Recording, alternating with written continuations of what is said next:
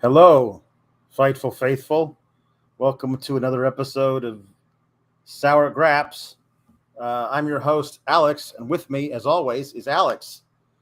It's the Alex and Alex Show. I feel like that deserves a round of applause on its own. See, Kate, this is all Kate's doing. Kate's the Alex off. Kate made the whole thing happen. The people have asked for it, and now we have to give the people what they want. The internet has been asking for it. They've been wanting the double A. They've been wanting that. Yep, I'm Arn and you're Anderson. We are double A. Yeah. We have broken the internet. They've never seen this before. At least not on Fightful, right? Not ever. Not once. not ever. See, I feel like this is not something that you actually want. I feel like this is not. There we go. Alex in the multiverse of sourness. Yes, please send in all your super chats. That's that little thing at the little dollar symbol at the bottom of the YouTube chat, or go to humperchats.com. That's also a great place, and it gives us a little bit of a sweeter piece of the pie. Hey, I mean, be like 11,000 of your friends. 11,000 of the smartest people in wrestling consumerism, and go over to Fightful Select, and let's get us to 12,000. Why not? If you get to 20,000, SRS is going to shave his head. Oh, said wow! That if you get us to 50,000, he's going to shave his balls. So I think that is a call to action to all of you to create as many fake accounts as possible, just random burner emails, and it's all listen. I understand it after 20, 30 fake accounts, you're probably going to start missing rent payments, but I think it's worth it if you get to a point where Sean Rossap is showing his balls, not shaving his balls. I would like to educate showing his balls. Our beautiful audience here today. Did you know that in Google you have an infinite amount of emails that you can create with yours?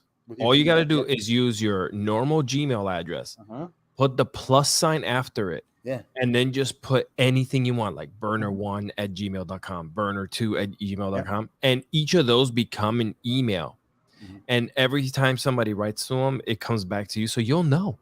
Just keep on, make 50,000 of them. It's free. Yeah. Let's do it.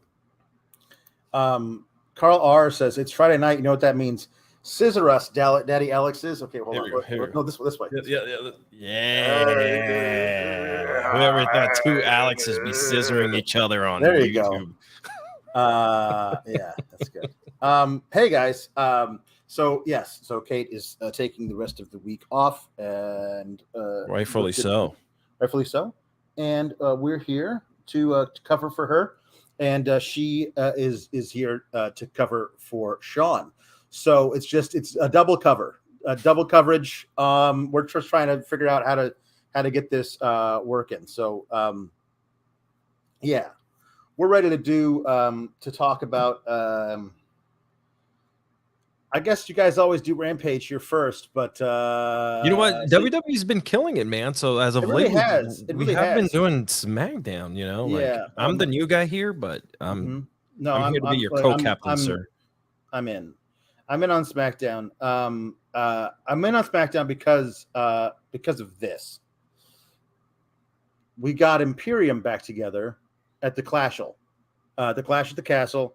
They were like, oh, by the way, here's Giovanni Vinci.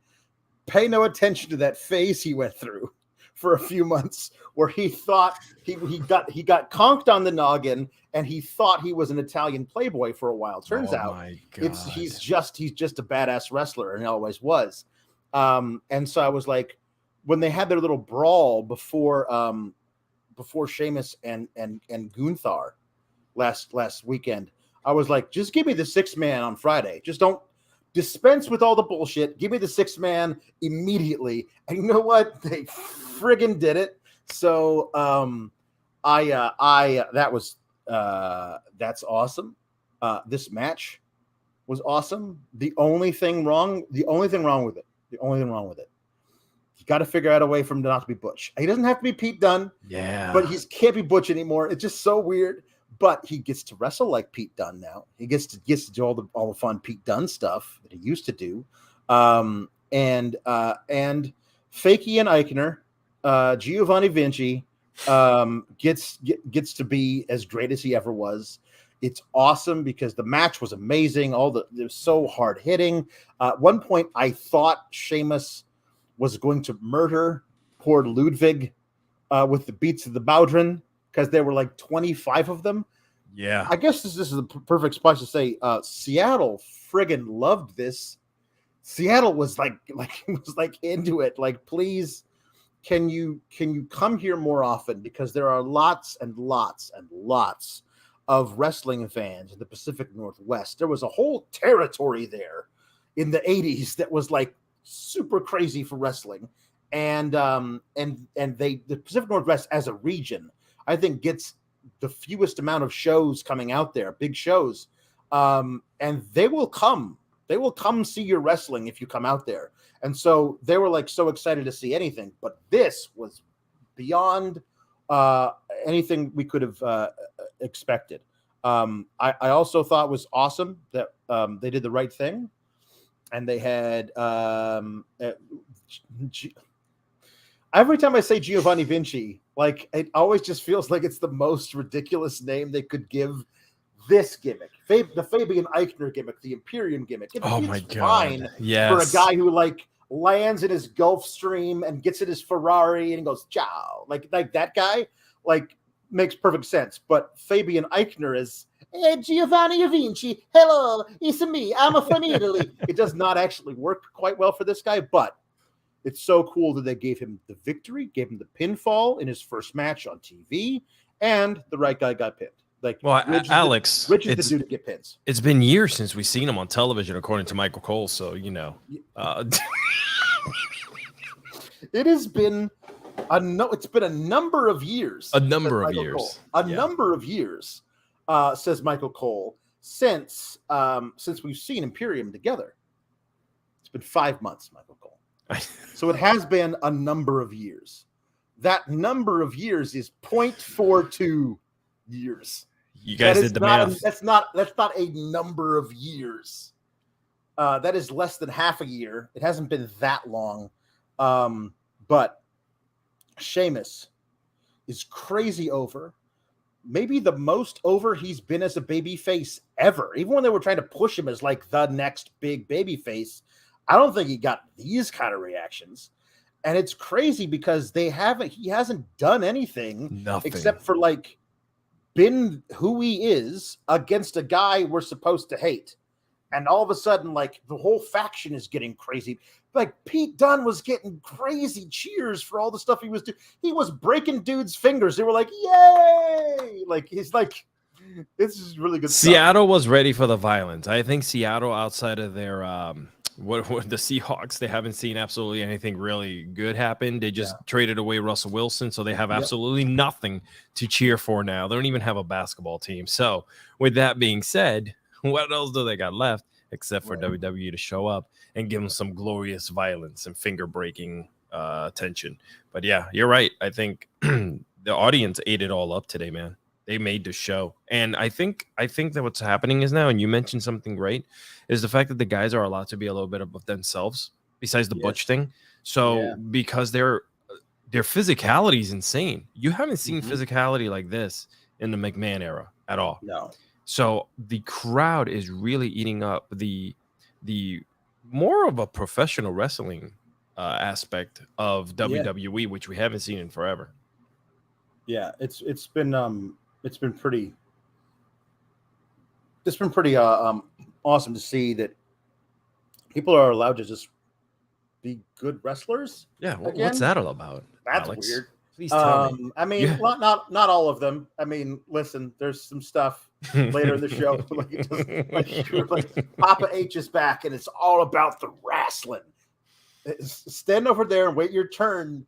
Male model gimmick. We'll get Jesus to you later. Christ. But like, honestly, I think that whatever they're doing is fine. It just doesn't feel like it belongs on this version of WWE right now. You know, put it on main event. Yeah. This is that. Honestly, it's like that kind of thing. But this match was awesome. It was everything I wanted it to be. And I'll tell you, the momentum that Sheamus is showing right now, to me, I don't know that they're going to do it. They may use it just to build heat and get Gunther some heat. But the right move is to give Sheamus the IC title once, even if it's for a really short time, because that's the only thing he needs to be a Grand Slam champion. He's been around forever. He overcame spinal stenosis to come back. He could have retired. He could have said, you know what, I'm good. But he got in great shape. He came back. He's now he's a super over babyface. Give the people what they want. Sheamus winning. I'm not saying that Gunther fades into obscurity. I'm saying that he loses the title to Sheamus here. And the best thing that looks like we have right now is the potential, at least, for a lot of really fun stables on SmackDown. So there's the potential for Imperium to feud with a lot of fun people. Yeah. Because I also love the idea of them literally hating everybody who isn't them, as opposed to heels, faces, whatever. There's no reason why Gunther and Imperium will respect the bloodline. No reason. So there's absolutely in place. There's a possibility of Gunther and Imperium versus all the Usos, including New Solo Sikoa, or Roman Reigns and his brothers. That's a possibility. That's in play. So yeah, I love that. I'm excited about that. But I think that the right call is to give Sheamus that victory. And right now, he's never going to be hotter than he is right now. Never. You're right. And the last time I remember him being this exciting was probably when he was going up against Triple H.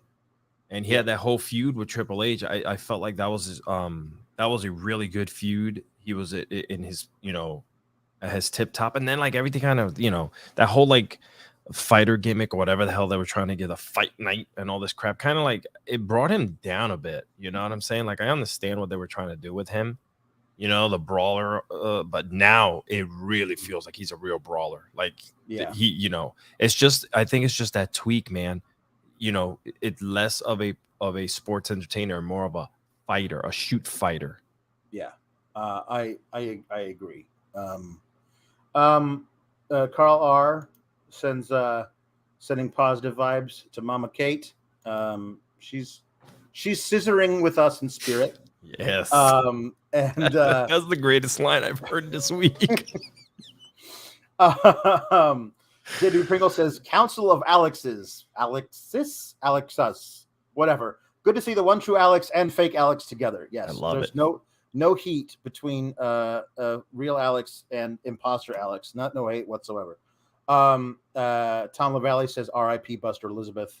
Yes, R.I.P. to the goodest boy, Buster. Valop says, I'm seeing double here for Alex's. That's true. You are. That is one of my favorite Simpsons jokes. Thank you. Jonathan Grindstaff says, them boys, glad you guys are paired up. Stoked to tune in. Yeah, it's fun. It's good. Let's do some more of this. And Jason Major says, holy crap, Kate looks great right now. Hashtag too fast, two Alexes. Wow. Yeah. So, we got TK Gray who says, hello, fantastic Friday crew.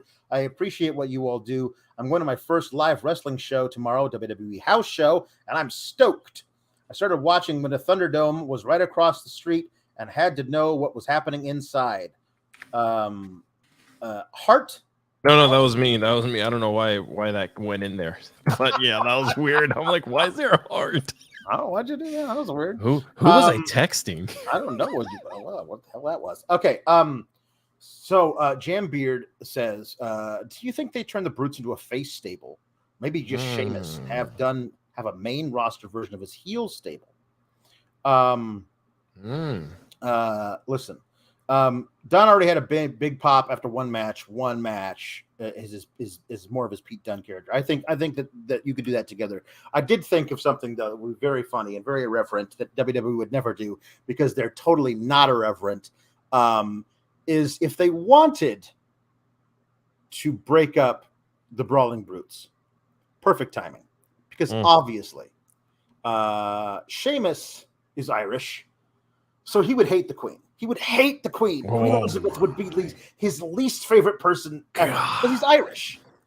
So what if he came out and started cracking jokes about the recently dead Queen, and that really pissed off one of the two Brawling Brutes?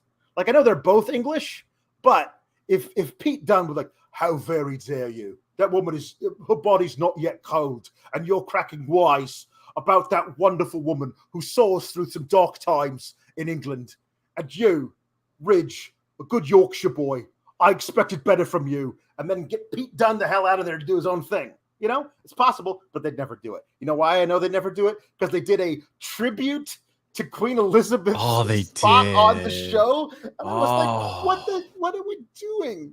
What are we listen, I'm not gonna say anything bad about Queen Elizabeth now. As I said, you know, I have to have some decorum. However, I will say, Google Mau Mau Rebellion. That's MAU. Just Google that.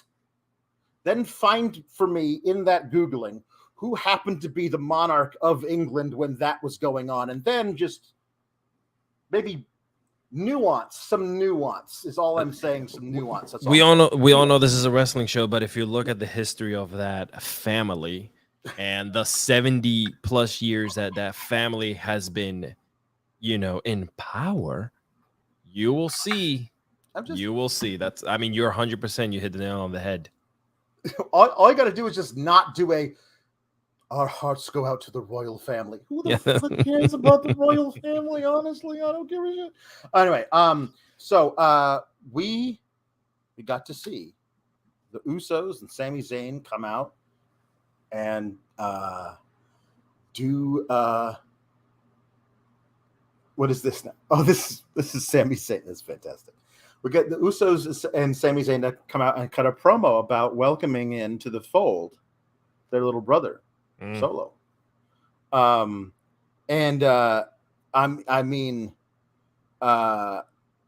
this was awesome because Sammy tried to like lead the promo, and Jay was having none of it.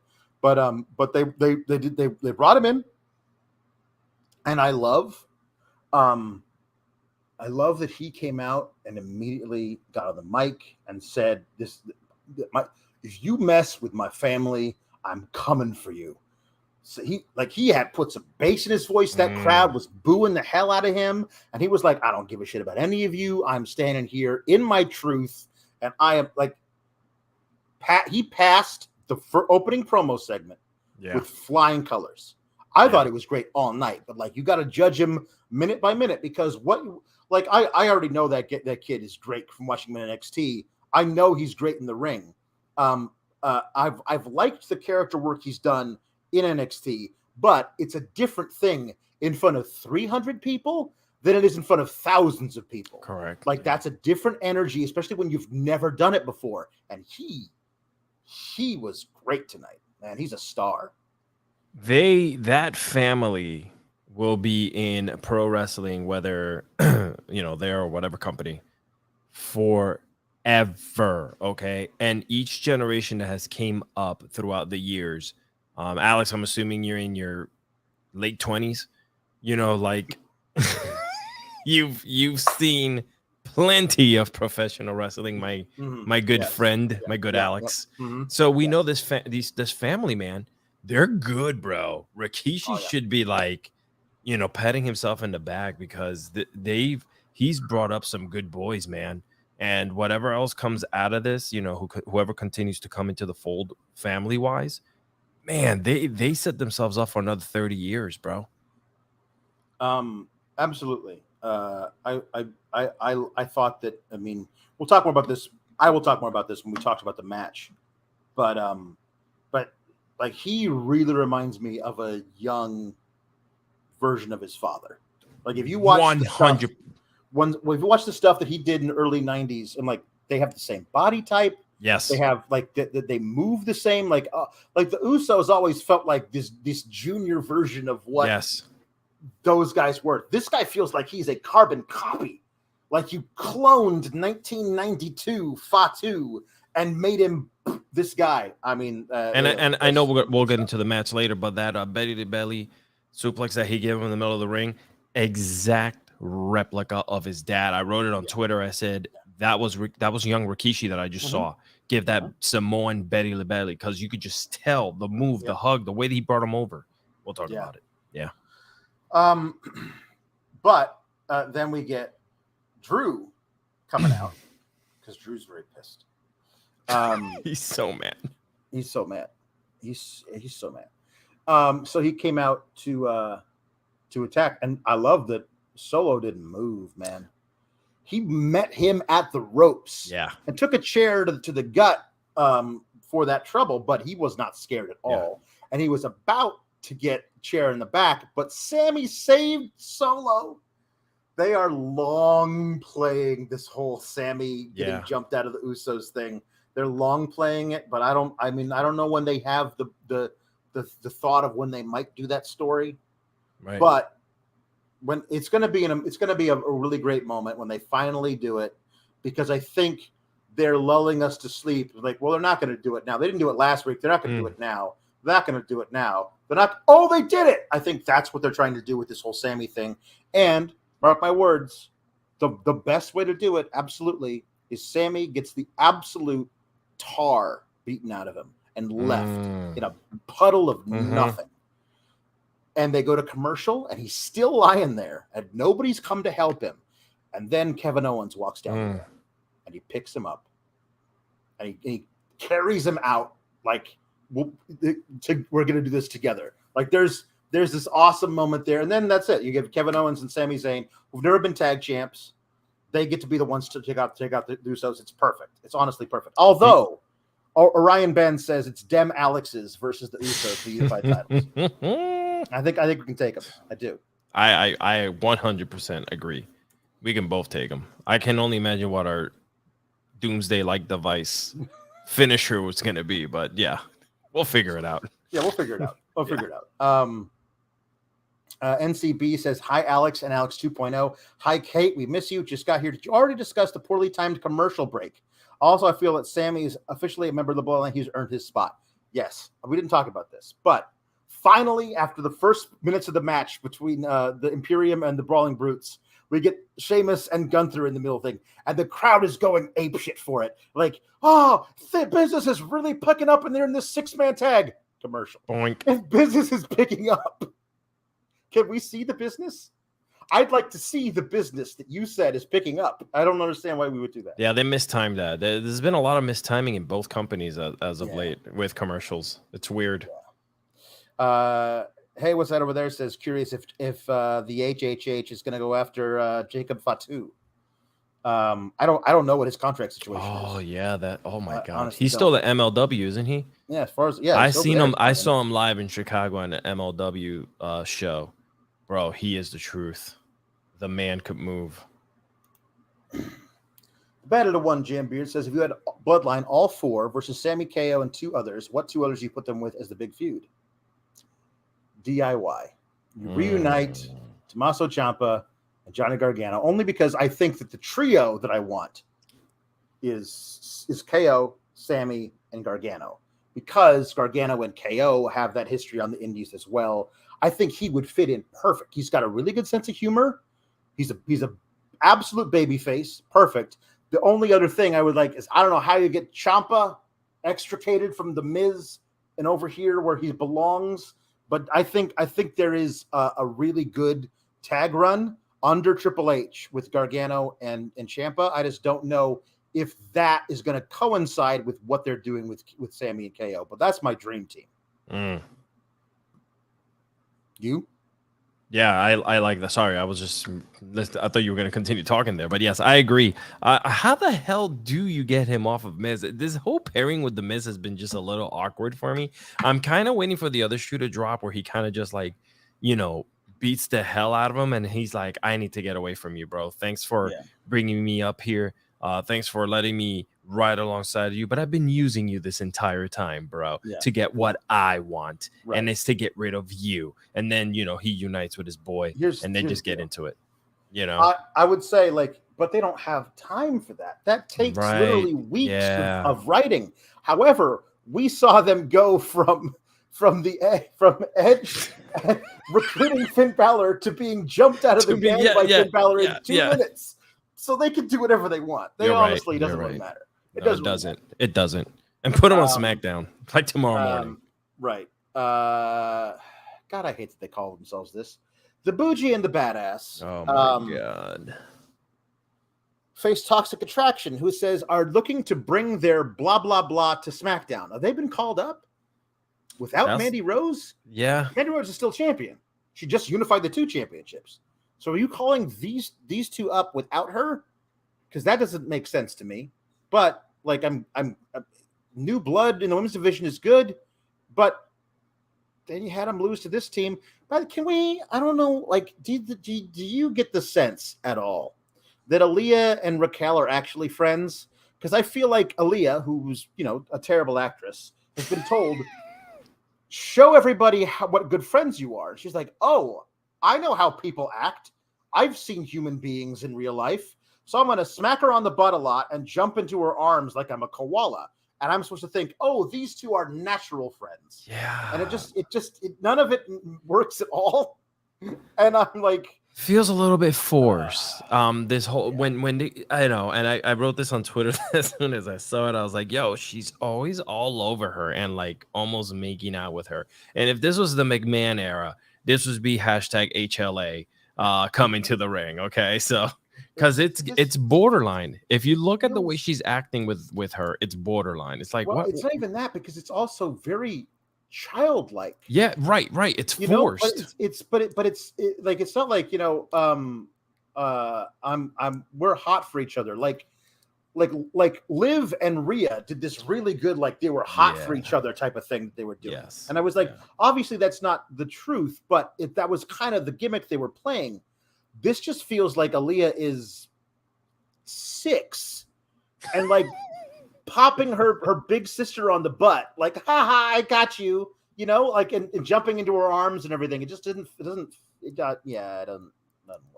Yeah, no, I don't know what's going on there. I mean, and it just, I don't know. Are we still writing the whole, the wrong person was in the ring storyline? Are we done with that? I don't know. No. I mean, like Dakota mentioned it on Raw. She says, I wasn't legal, so I get a rematch. I was like, that's your story? Yeah, right. The story is intentionally Dakota wasn't legal and Aaliyah pinned her, so rematch. But I don't. That isn't. And it's not even an immediate. That's not the best way to do that, right? Right, because it's not even an immediate rematch. You're still letting the champions, prounce around the show and do their thing as champions and continuing to support their run as champions. But on the other show, they're telling you we're going after him because, you know, I wasn't the legal person or whatever the case may be. I don't know. It's just maybe there's a hole somewhere there. I don't know. Yeah. Papa H will make sense of it all, Alex. No, it's okay. Listen, Toxic Attraction, of course, they cut a little inset promo before the match and talk about how we're so hot and we're here. Just they have that weird sound that they hey, we're here. They really do. Like, it's just, I don't like, it's a weird, I don't know, is that a weird thing? But it is to me. But anyway, they lose because of course they do, because the whole point is to keep the Bougie and the Badass strong for their big rematch on Raw. And there was nobody else for the Bougie and the Badass to face on SmackDown tonight because all the other women are an elimination match for the number 1 contendership, which we'll get to very shortly. But yeah, so JC Jane takes the Tejana bomb and they lose, and that's it. It does feel like more and more has become, you watching go like, so Aaliyah's role here is to just facilitate the match being tagged into Raquel, who then hits her finisher and wins. That's it. Yeah, she's supporting role, right? Every movie has one, and she's playing her supporting role. She was physical in the ring. There was some spots where she was, whooping some ass, and look, Raquel is a big woman, and she was also using her as a supporting battering ram at some points there, if you noticed, so yeah. It's some good stuff. Nice to see Gigi Dolan back though. Yes, they mentioned that like they were supposed to have this match in the semifinals, but they said Toxic Attraction wasn't clear. They didn't mention which one. Good for them, I suppose. Sean Garner says, "Do Sasha and Naomi return on Monday?" No, they don't. Nah. I don't know when they're. I don't know. I'm assuming that the plans are for them to come back, but I don't know when. Where are they at on Monday, Alex? Do you know? Do you happen to know that? I off the top of my head, I'm lost. Yeah, Raw. No, I don't remember where they are. Because they were just here in New York, not Raw, but Sasha and Bailey were just at the Yankee game. Week. Yep. Yeah. Yeah. So that'll be. Portland. They're saying Portland, Oregon. Okay, they're in the opposite side of the world right now. I mean, they it's fly. Just yeah. Get on a flight, but like I don't understand. So we get now Nurguru says MDF. Oh, I think he means LDF, Legado del Fantasma, and Imperium, and the Brawling Brutes, and the Bloodline is all a bunch of potential three-man factions that you could have an awesome storyline of these four teams all hating each other. Yeah. I mean, honestly, I wouldn't mind that. You could eat up a lot of SmackDown with all that stuff. Oh yeah. I wouldn't mind that at all. Nurguru says do something with it. Well, if I was Triple H, I would do something with it. And you would stay away from the proverbial rematch problem that SmackDown was having every week for the last 6 months. Yes, over and over. Over, and yeah, over yeah. Again. Yeah. No, it would be bad. I mean, listen. Maxwell Phantasma, did you read that? Maxwell does Phantasma. That is funny too. Corey David says they're a Wish version of Rhea and Liv jumping all over each other. Yeah, it doesn't quite work. Doesn't quite work. But it doesn't quite work for me. This elimination five-way match. Oh yeah. So Ronda Rousey is in this five-way match, and she might as well have been in there with four women off the street. Like, there's no chance in hell that she was losing this match. And I don't know. Maybe it would have been interesting if like Shayna was in it too, and then it came down to the two of them, and that part fed into the story. We'll talk more about what they did do with Shayna, but the four women in this are Xia Li, Sonya Deville, Natalya, and Lacey Evans, who hasn't been on television since July 23rd, and posted on Twitter today. Wait, what? Like, that's what she said, which was everyone was assumed was responding to her actually being on TV in 2 months and not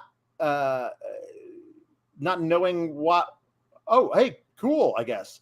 But she came out and I was like, oh, well, here's the opportunity to do something different with her, because obviously what was going on before wasn't working. So she's been off the TV for like 6 weeks. You could do it's a new person in charge now. You could do something different with her. Nope. She has new gear. But that's it. She comes out and she came out and she was going to like high five a kid, and then she smacked her own ass. Yeah. And then she's like, oh, well, Lacey Evans still believes she deserves more respect. I've said this. Yeah. Go ahead. No, go ahead. Yeah, no. So I've said this before too, Alex. I'm sorry about interrupting you, but I'm a little bit passionate about what I'm about to say.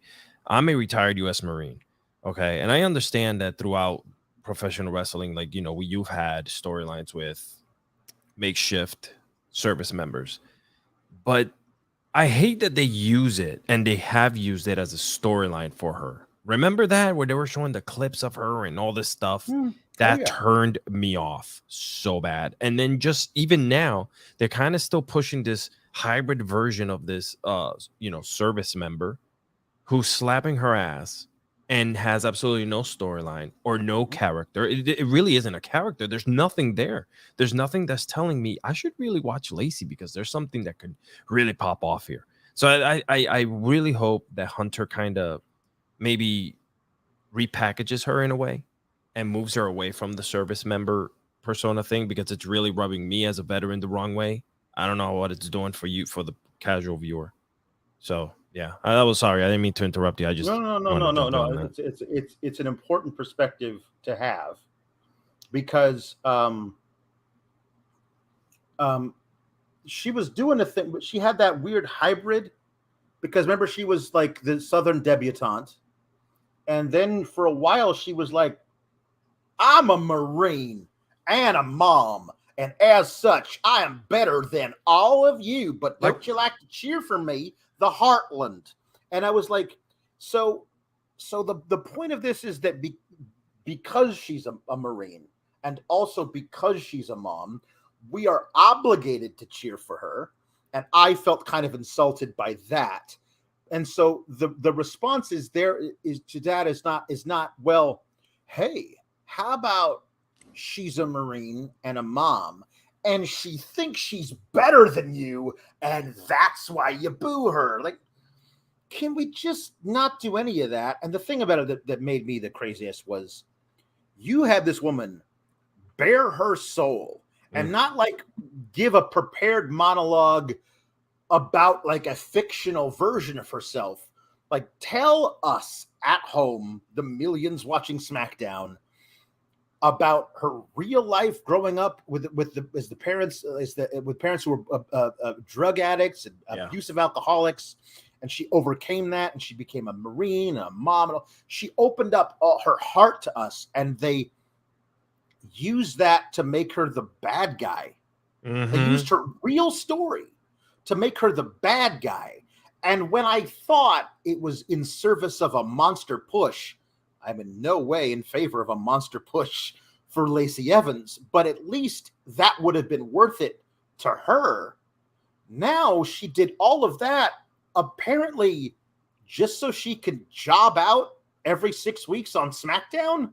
Like, if I were her, I would be furious. Like, I don't really give a shit about Lacey Evans, but I understand as a human being what that would feel like. You told me to come out here and tell the world my story, like a very, very personal stuff that happened to me, and that it was going to like get people on my side. But instead you used it for the opposite of that. And then you like took me off of TV. Like, that's a ridiculous thing. That's a ridiculous thing. I'm so with you, dude. It's just, it makes, sometimes you think that things make sense. They really don't. Yeah. So Natalya taps out to an armbar, to a Ronda Rousey armbar almost immediately. And I did like this moment, which could have been something good, but it ended up being not great, was Sonya Deville choking out Xia Li at the same time as Ronda put Lacey in the armbar. And then it was Sonya and Ronda squaring off. And listen, it doesn't make any sense now. And I understand that like it was out of anybody's control. But during the pandemic era, when Sonya Deville turned on Mandy Rose and cut those promos and had those matches, like, that woman was the best heel, male or female, on the roster. She was amazing. Like, put your hair up and square up. is one of my all-time favorite catchphrases. I love that she actually now like did it in the match, which is like, okay, you and me, let's go. You know, that was great. But because of the whole thing with the stalker, her taking time off, deservedly so, they never recaptured that.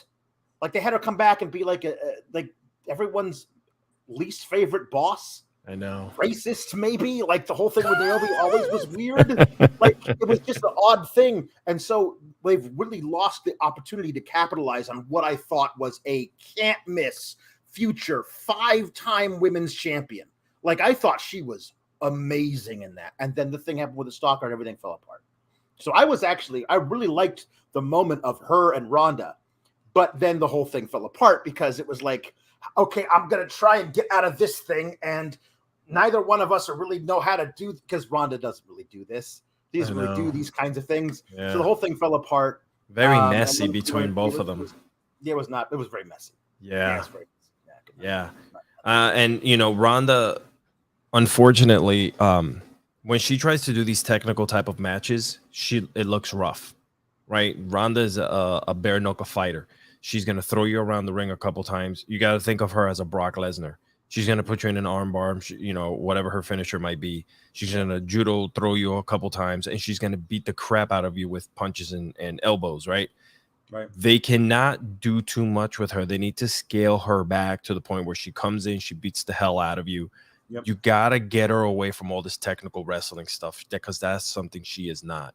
And also, dude, please take away this damn song away from her. The song does not fit the character. It does not fit her. It does not fit anything that she's trying to be. So when she comes out, I'm like, what is she going to do now? You know? I don't know. Mm-hmm. I just feel like she could be a real badass dude. And I'm just kind of waiting for that turn. Hopefully soon, man. Hopefully he's listening. Yeah. Let's hope. She ends up putting her out with the ankle lock instead of the arm bar, just shows she can do it. And what I thought was odd was they had Liv sitting way up at the top, drinking something and being like holding her thing up. And I was like, is she supposed to be drunk? Like she was just so it was weird. And so they had her like trying to like, I don't know, talk trash from 400 feet away from Ronda. And it was I've never seen them do that before. In WWE anyway. It was very odd. It was like, I keep forgetting like, oh no, I guess they did put Liv over pretty strong over Shayna. So I guess she does get to gloat, but let's not, I can't forget. I know they want us to forget. I can't forget that the last time that Liv was in a match with Ronda won. Mm-hmm. She won. I still believe that Liv tapped too early. She was supposed to tap later, but she tapped too early. And therefore, she lost the match, even though the ref went with the planned finish, which was to call the shoulders down. But she's tapping before 2 is even called. Yeah. And she lost. So until you actually have her really deal with that as a character, then it looks like she's delusional. I don't want to cheer for a delusional babyface. So this is all weird to me. And also, like somebody brings this up. Jam Beard says, so Ronda beat up Adam Pearce and then gets put in a number 1 contender. Now, I guess what they said was like she's being dealt with behind the scenes or whatever, an internal. She's been dealt with internally, investigation and whatever. But like that is. Yeah, I understand he said some mean things, but you don't get to assault your boss on national television. You don't get to do that. I mean, it's weird. And Sean Garner says, "Does Ronda get the title back at Extreme Rules?" I don't see how she can't. Like it's God. Like I don't see how it's believable that she doesn't. I mean, I guess it's Extreme Rules, so maybe like Liv hits her with a couple of chair shots or something. I said this in the beginning. It just looked unbelievable. It just didn't look real. Her beating Shayna, her beating Ronda, it just doesn't look realistic. Like how many times or how many things can she pull off to beat them, right? Like what little tricks does she have?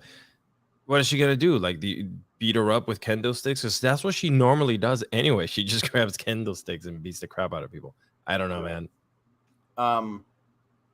Backstage later, we saw Shayna congratulating Ronda, and Shayna like, listen, I know you're putting on a brave face, but I can tell because I know you. Losing that match at Clash of the Castle leaves you pissed off. But if you're ready to actually use that anger to get vengeance, come talk to me. And I was like, so is she going to recruit Shayna to cheat on her behalf to help Liv, and then we get Shayna versus Ronda out of that?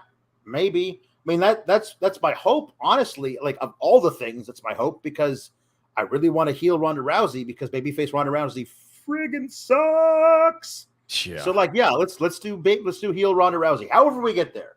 But honestly, I would not mind if you need to keep Ronda out of the title picture for a while, because Charlotte's going to be back, and we all know as soon as Charlotte gets back, she gets the title. In whatever they're doing with Bianca and Bayley over on Raw, if you want to keep Ronda away from the main title pictures for a bit, team her with Shayna and have the two of them just be tag champs who like hurting people.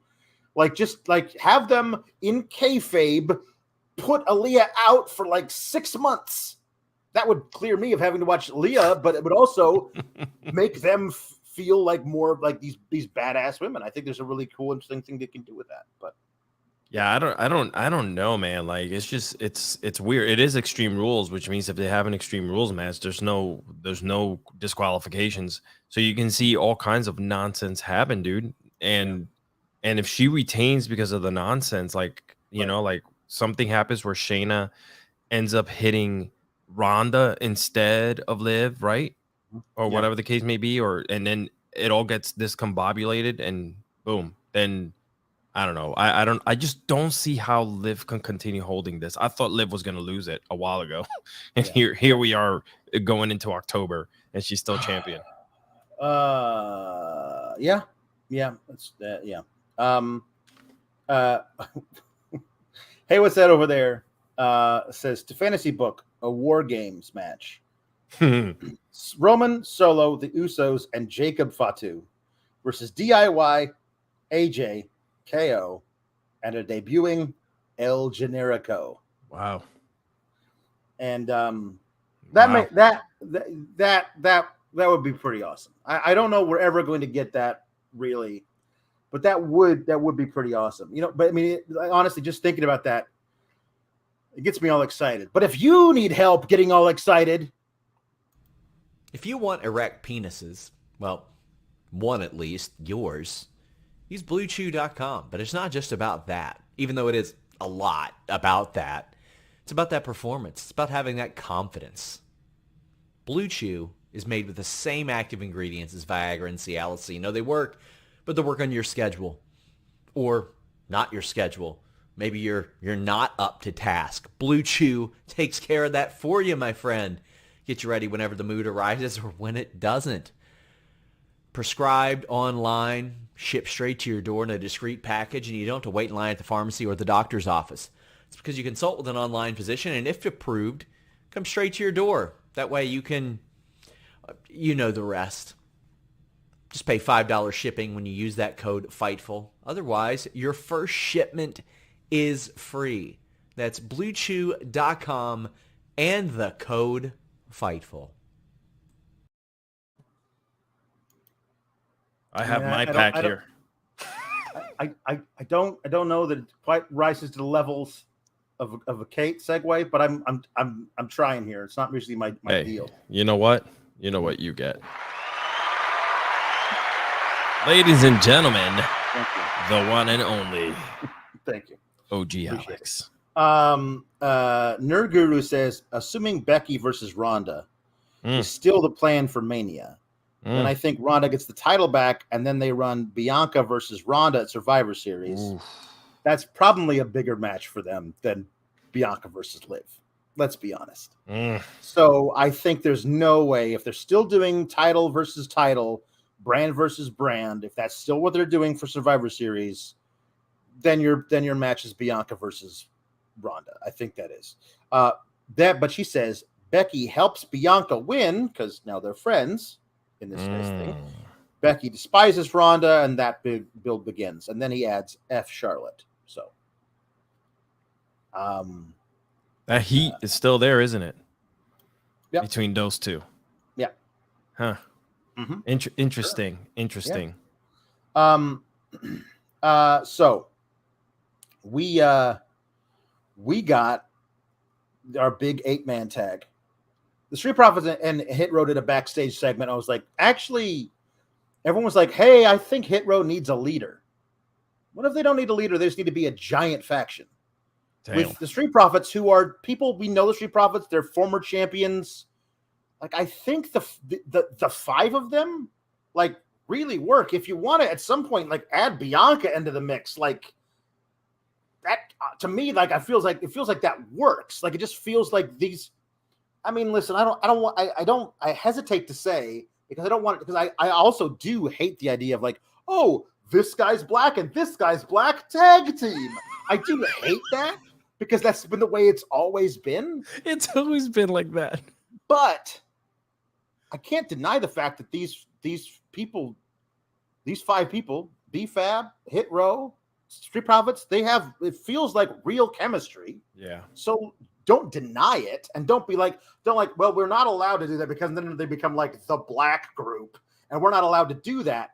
No, like, if it feels right, do it. If it feels forced, don't. If it feels right, do it. And I think that this could really work out. Like, it does feel like they could do whatever they want, you know? Yeah, I also feel that Hit Row's has fallen flat ever since their, rap debut a couple weeks ago. They've really people are not really getting behind them. A lot of people sitting on their hands when they were out. So I think that by putting them together with someone as hot as the Street Profits, they'll get the rub, as like they like to say in the professional wrestling world. Yes. And so it was the 4 of them versus Maximum Male Models and Los Lotharios. I'm digging the ridiculous gear that Triple M was wearing. I thought that worked for them. The match was fun. It came down to everybody doing a dive to the outside, and then Top Dollar gonna do one, but Maxine got in the way. And I don't know if you've seen film of that dude on the indies. He does a full on, not like a little tope suicida, like he does the full on fly, like when Roman or the Undertaker used that one where they would like over the top rope, both feet 2/3 the way through the ring and just go flying over the top rope. That big boy, AJ Francis, can do that shit. I've seen film of it. It's great. And they're building to it. And they're going to make, when they do it, it's going to be a big, big spot. And I think that's cool. I'm fine with it. I liked it. I think that, they got the Hit Row got the victory. You got to keep giving those guys victories to keep making them feel more important. And I think that's cool. As we see later, seems like Street Profits are also involved in other things, but if they're going to be over there doing that, then they have backup they can call, which I've always kind of liked that, that factions or friends can be doing something different. But hey, you know what? I know you guys are doing your own thing over there, but we could really use a hand just for tonight. I think there's something there. You could, like, if you had told me that some random SmackDown is going to be, Roman's going to be there that night, and we're going to get Roman, the Usos, and Solo versus Hit Row and the Street Profits, I'd watch the hell out of that match for 15 minutes. You know what I mean? Like, that could be a lot of fun. So yeah, there is some fun stuff there. Jam Beard says, call me weird, but give me Hit Row rapping with Sammy just dancing in the background like he used to do Nakamura's music. I think we need a little bit less of Hit Row on the mic and a little bit more of Hit Row winning. Give me more Hit Row winning, destroying people in the ring. Jam Beard also says, you know who could low key be a great fit for Triple M? A new version of Boogs. Oh, because honestly, Boogs just playing the guitar, like that was just, I'm a court jester who plays the guitar. They never actually did anything for me, but I just love the idea of him being just this super ripped male model type would be, it could be fun. But when he comes back, looks like he won't be working alongside Max Dupree, who might be LA Knight now because he did a digital exclusive that I watched, and he seems like he was like, hey, didn't I used to be somebody else? Like, it was this weird thing. He was like giving a speech, talked for like 30 seconds and stopped and was like, oh yeah, and then walked away. And I was like, all right, cool. Just honestly, he never should have been Max Dupree. That dude is too good of a wrestler, a professional wrestler. Like Eli Drake, LA Knight, is a consummate sports entertainer. Like I think that he's better in the ring than a lot of people will give him credit for. And that dude will talk you into a building. He's so good at just that kind of oration. He's excellent. And I'm very excited to see what he can do as a wrestler again, as opposed to like being a guy who's the head of a male model firm, which never worked. Yeah, I don't know what was up with that. Like, what goes through someone's mind? Why would you hire a talent like that, or at least bring him up, right, from NXT, and put him in that situation? Like, it makes no sense. You're paying this person hundreds of thousands of dollars. Yeah. You know what an excellent asset he is in the ring, and you decide to put him on the stick. Yeah. Mm-hmm. Yeah. Not even like on the stick as like if you told me we like what you do on the stick, but we want to make you a manager of somebody who needs somebody to talk for them, okay, I would be like, no, I don't like it, but I know it would work for that person he was trying to get over because he's great at talking, but playing the character of a guy who calls himself Max Dupree is not a serious thing. Like, that's a clown. You've turned this man into a clown. Yes. And I don't want to see him be a clown. I want to see him be a professional wrestler. So that's my whole. You know who plays an amazing manager? Definitely not Smart Mark, but Stokely's insane. Yeah. But if you had Stokely bring him up and like, okay, we want you to be Max Dupree. You got to say it like that. Like, what a waste of somebody. Like, no. That's why he asked for his release. That's who he thought he was going to be. Javier Martinez says, LA Knight is back, by the way. Watch the digital exclusive. I did watch it. It is very, very good. And it also was reported by Fightful Select. Join Fightful Select. Be like 11,000 plus of the most intelligent wrestling media consumers in the world today. Join for just $5. We have anniversary billing, which means if you subscribe today on the 9th, you won't get charged again until October 9th, which is nice. It's got an app too. Y para mi gente latina, $5. Por $5, tú también puedes leer todas las historias in Fightful Select. There you go. See that? Yes. I just did a Spanish commercial. No need for a check for that. That was a good one. That was just doing it on the head there. So Braun Strowman is here to talk, they said. We'll hear from Braun Strowman. He did not. He didn't say a damn thing. He did say those things. He said Raw twice. Oh, God. But so Gable came out and cut a promo. And Otis was with him, and they kept like, "Oh, look at the size of the tree trunk, Otis! Otis, massive! Is he bigger than he was on Monday? He's so big!" And I was like, "So Braun Strowman's totally going to do the power slam to Otis, isn't he?" I mean, he didn't, but he did something also very impressive. But when they started putting over how big Otis was, I was like, "Well, that's your feat of strength for tonight." But Gable's saying that we totally would have won that match, that match on Monday. We were totally in position to win, and then he came out and ruined it, and we don't like him. Shoosh, and Gable also did some fantastic healing on Seattle. We are consummate athletes or whatever, but this is a town that wouldn't know anything about that. He's so good. He's so good at what he does. But then Braun came out, and Braun, he's got a new look since he went away. He came back and he's got a brand new look now. And I don't know if you've noticed, but I think he's been in a Loverboy cover band, because those are absolutely the pants that he's wearing. Those are the pants that he's wearing now. And I feel like it doesn't look like the old Braun anymore. But I mean, it's not. I'm not casting. You got to control your narrative, bro. That's all it is. Listen, he's controlling his. But his pants. But like, listen. But they're all like, he took like a razor to the thighs, or they get the ripped. Is he supposed to be like the Hulk or something? Like he got so big, his pants ripped. This was funny. Because it was just like him.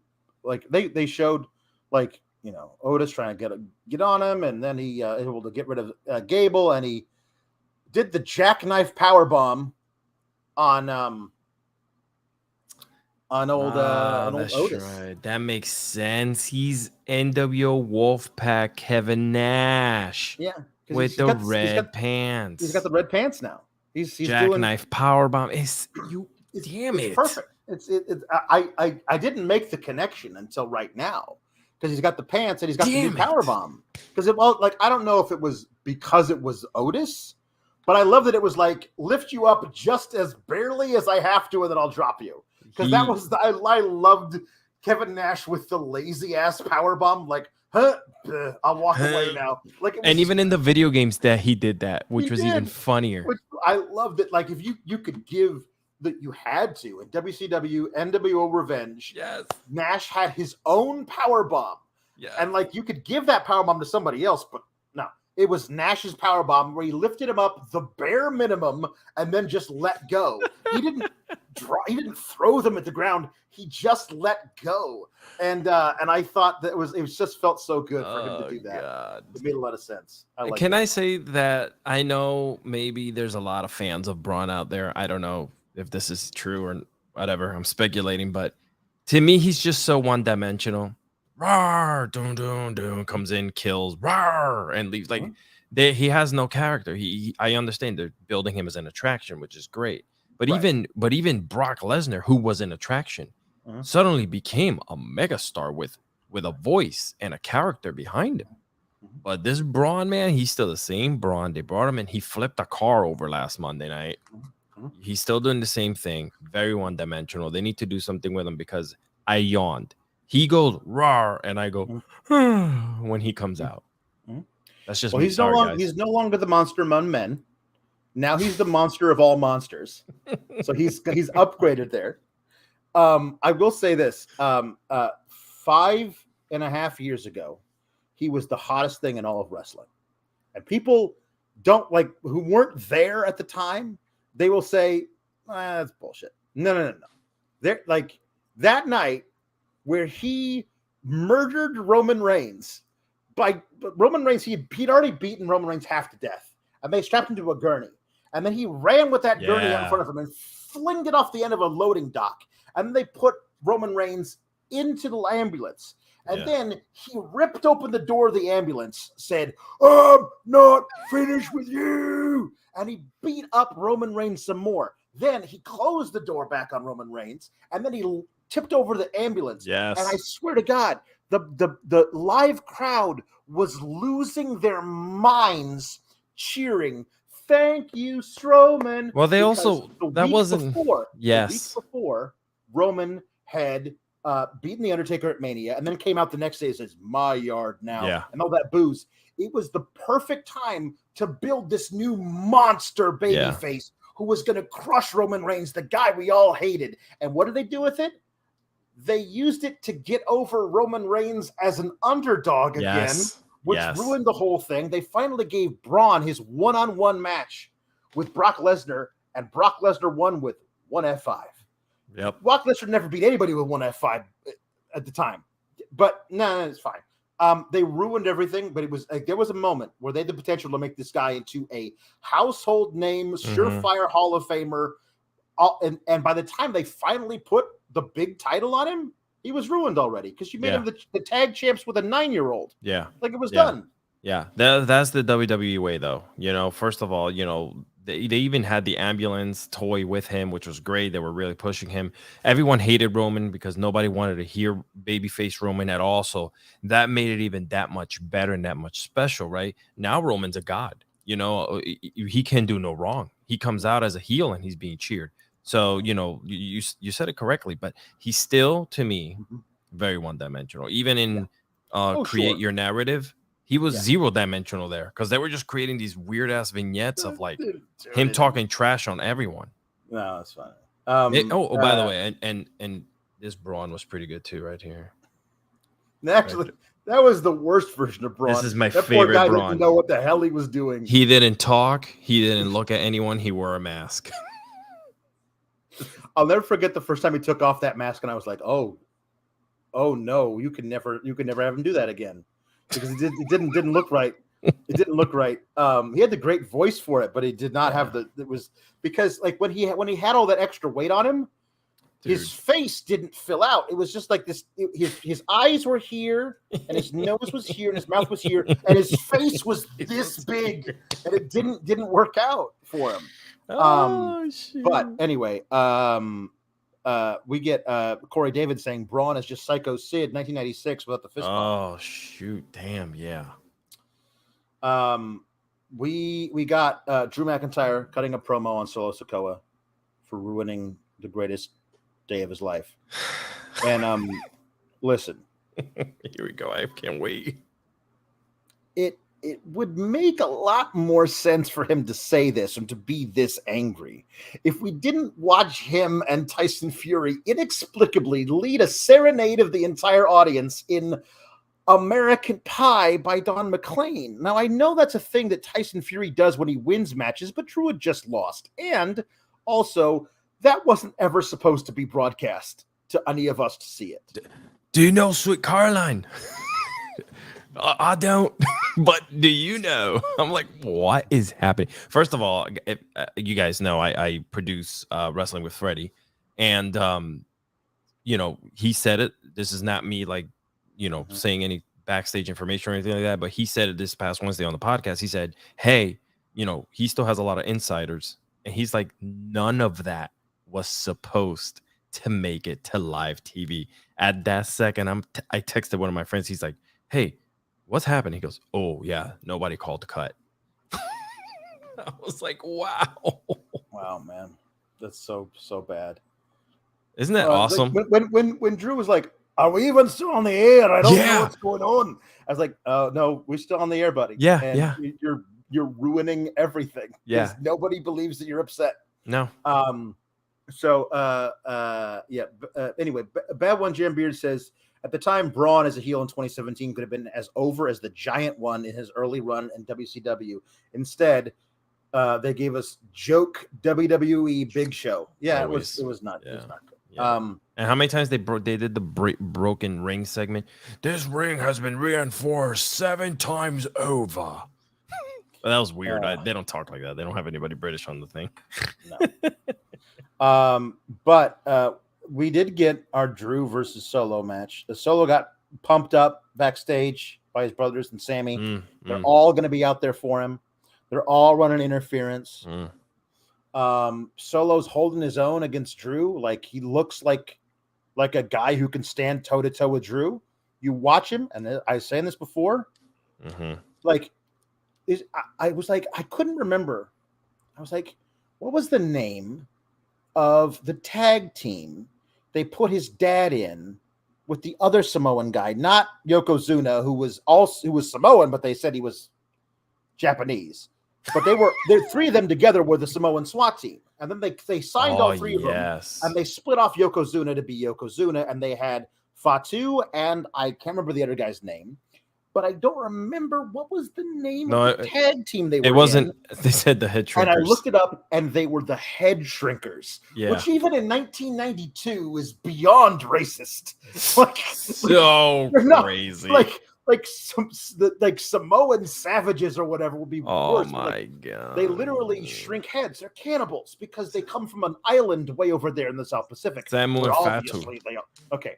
Anyway, oh my God. Young, small, agile Fatu was a revelation.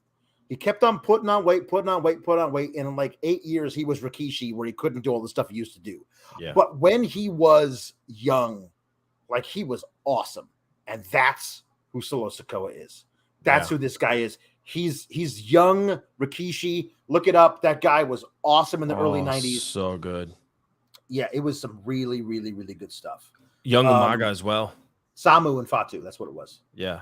Samu and Fatu. Young Umaga was agile like that too. Umaga was a beast in the ring. Yeah, Umaga I think like had some size on Solo, but Solo's got some agility on Umaga. Yes. Like there's an interesting like little pairing there. But I think that he's perfect for it. I love that they're like that he's still got the same look that he had in NXT. I love him like standing out from his brothers because they could have changed that. Yeah. And he's wearing the black and red now, which is the official colors of the Bloodline, which I think is cool. So the Bloodline attacks Drew because Sammy's got the ref looked, and Michael Cole's like, "What are you doing, ref? Look over there! Stop paying attention to that idiot, Sammy, and look over there!" He's so angry about it. And then we get the Street Profits running out to save Drew. So now here we go. Like this is some more stuff. Street Profits still keeping up this thing with the Usos. Brief tangent before we go into the ending of this thing, and I go apoplectic. Brief tangent. Next week on SmackDown, there is another Fatal 4-Way tag team number 1 contenders match. The one that was ruined on Raw by Braun Strowman. It's the same 4 teams, right? I'm not making that up. It's the same 4 teams. I asked Sean to look into this. He doesn't know. What's up with the Viking Raiders? Or was one of them dinged up? Like they won the feud with the New Day, but the New Day was in the match on Monday, and New Day is in a completely different. The same people are in it, but a completely different number 1 contenders match on Friday. Where are the Viking Raiders? Because like they look like the kind of team that should be like, oh, you guys murdered the Viking race. You murdered the New Day on a Viking boat. You guys get the number 1 contendership, or at least you get to be in the number 1 contendership match over the guys who you murdered. That's weird. But so it looks like the Street Profits are probably going to win that match because they're igniting something with the Usos, and it would feel weird if they didn't win the number 1 contenders match to build off of that. But I feel like we just saw them have a really extended feud with the Usos, and I don't want to see it again. I mean, it was good, but there are other teams. Yeah. I don't know what's and it's not like they're short of people.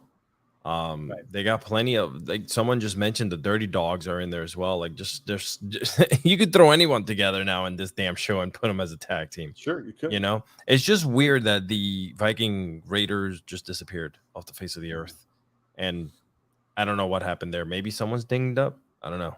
We need the inside scoop, Alex. We do.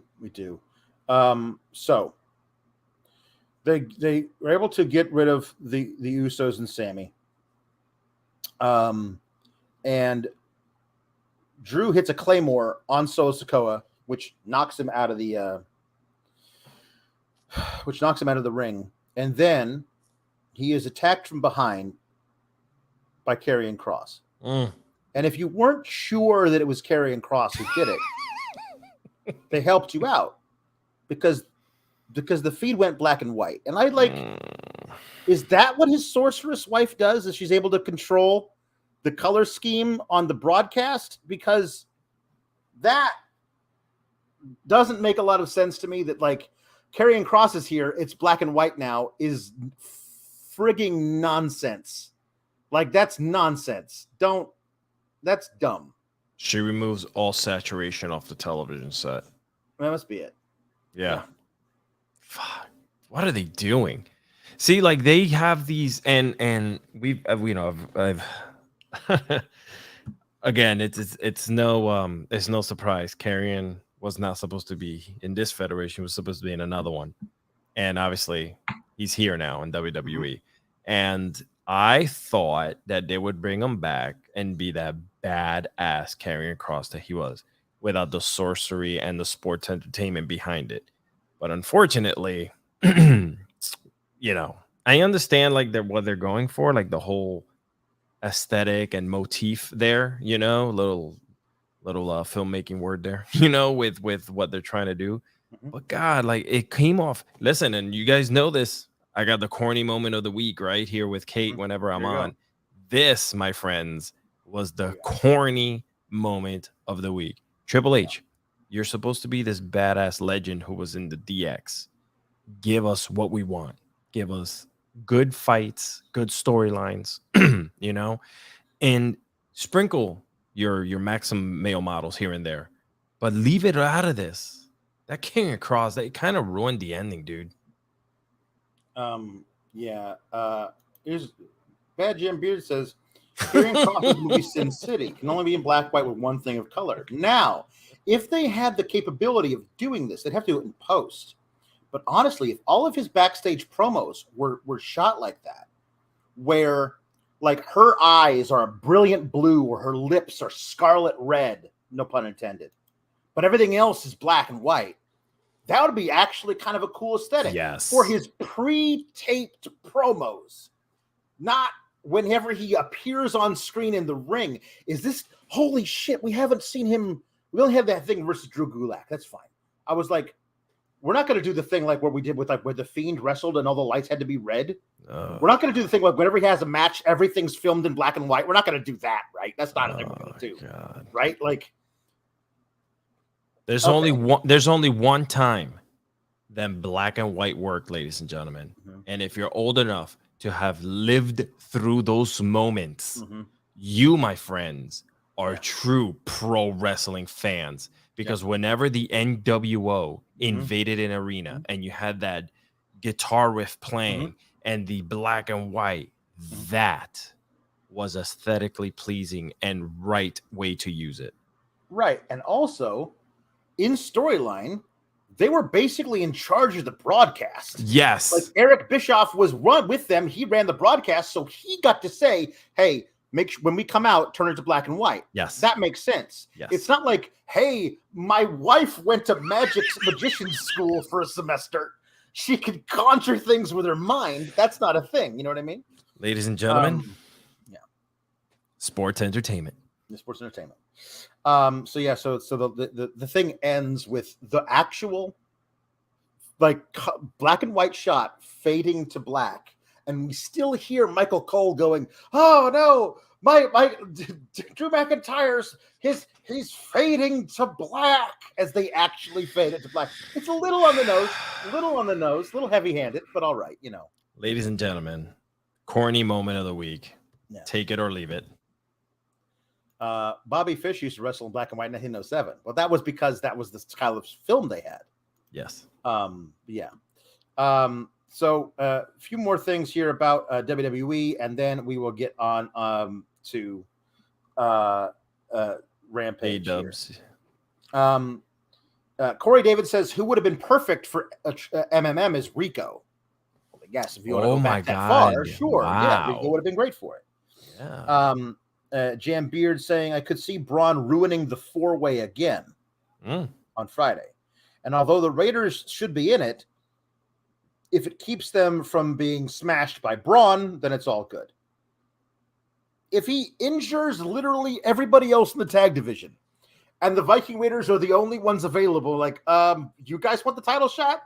I guess so. But like, it is a weird thing overall. Here's what I thought they were going to do with Braun in his first match. Roar! I thought they were going to have him versus Omos. Ooh. And like, because Omos is done. Who cares about Omos? He's kind of over. Done. He's You're kind right. of like, what I mean over, I mean like he's gone and done, and nobody cares about him. You're right. But if you could give him like a big squash match or something versus somebody that we also like, and then have Braun challenge him. You're the big guy here. Well, I'm back, and now I'm taking you on. And Omos is like, fine, sure, we'll do this. Well, actually, he won't say anything. MVPs will say, you can do that. And then they can build hype for Braun versus Omos and have Braun beat Omos in like a minute and a half.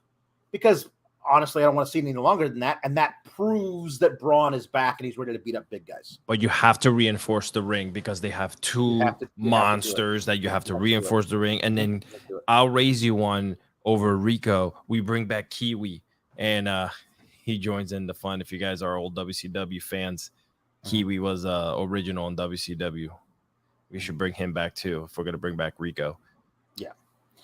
Brent Lockman says cinetographomancy. Oh my God. Wow. I don't know what that is. Well, Luis is here. Well, now see, like I don't know, man. I don't think. Ooh. I don't think their problem is mic time. Like they have their own thing. Right. They need somebody who's the leader. I don't think they do, but people seem like they need somebody who's like the leader of the group. But I just think I kind of like them just doing their own thing. Like it kind of works for me. But I don't need them to be the top of the card. They can just be like upper mid card heel, like upper mid tag team. Like if you're like, oh, they can't work without a guy to lead them. Well, sure, if you want to push that guy to the top of the card, fine. Yeah. But like, just let them be a tag team. Like they're fun enough as a tag team. Do you bring Omos into that type of tag team, into Hit Row as their heavy or as their what do you call it? What did he used to do at Raw Underground? He was a bouncer. The bouncer. Yeah, he just stands in front of the truck at the hip hop club. Luis says that Braun should hit an avalanche power bomb on Omos and break the ring. Kate says no. I say yes. No.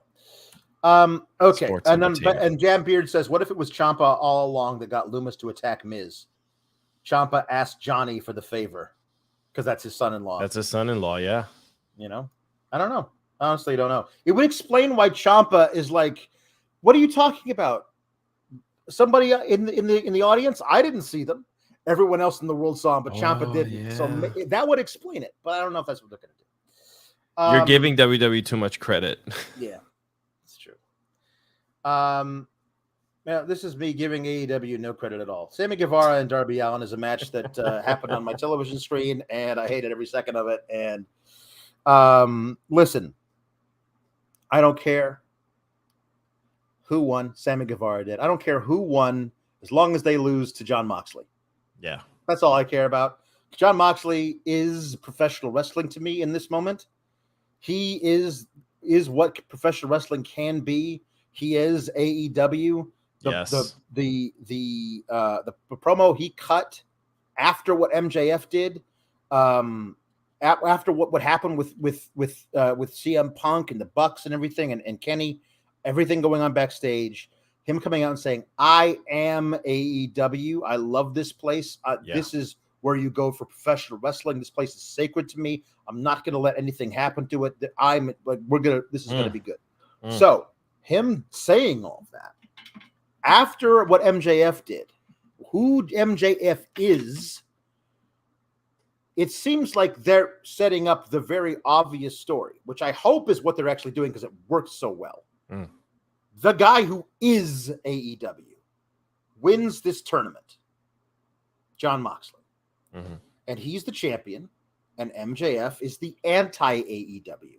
Hates this place. All the guys who I assume he paid Stokely to go and recruit for him, all those guys hate this place.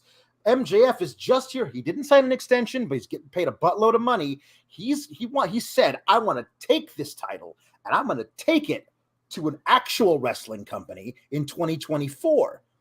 Like, that is the overarching story of the next year, is the guy who is AEW versus the guy who is the anti-AEW. And there can be stuff along the way, but that is the story they set up.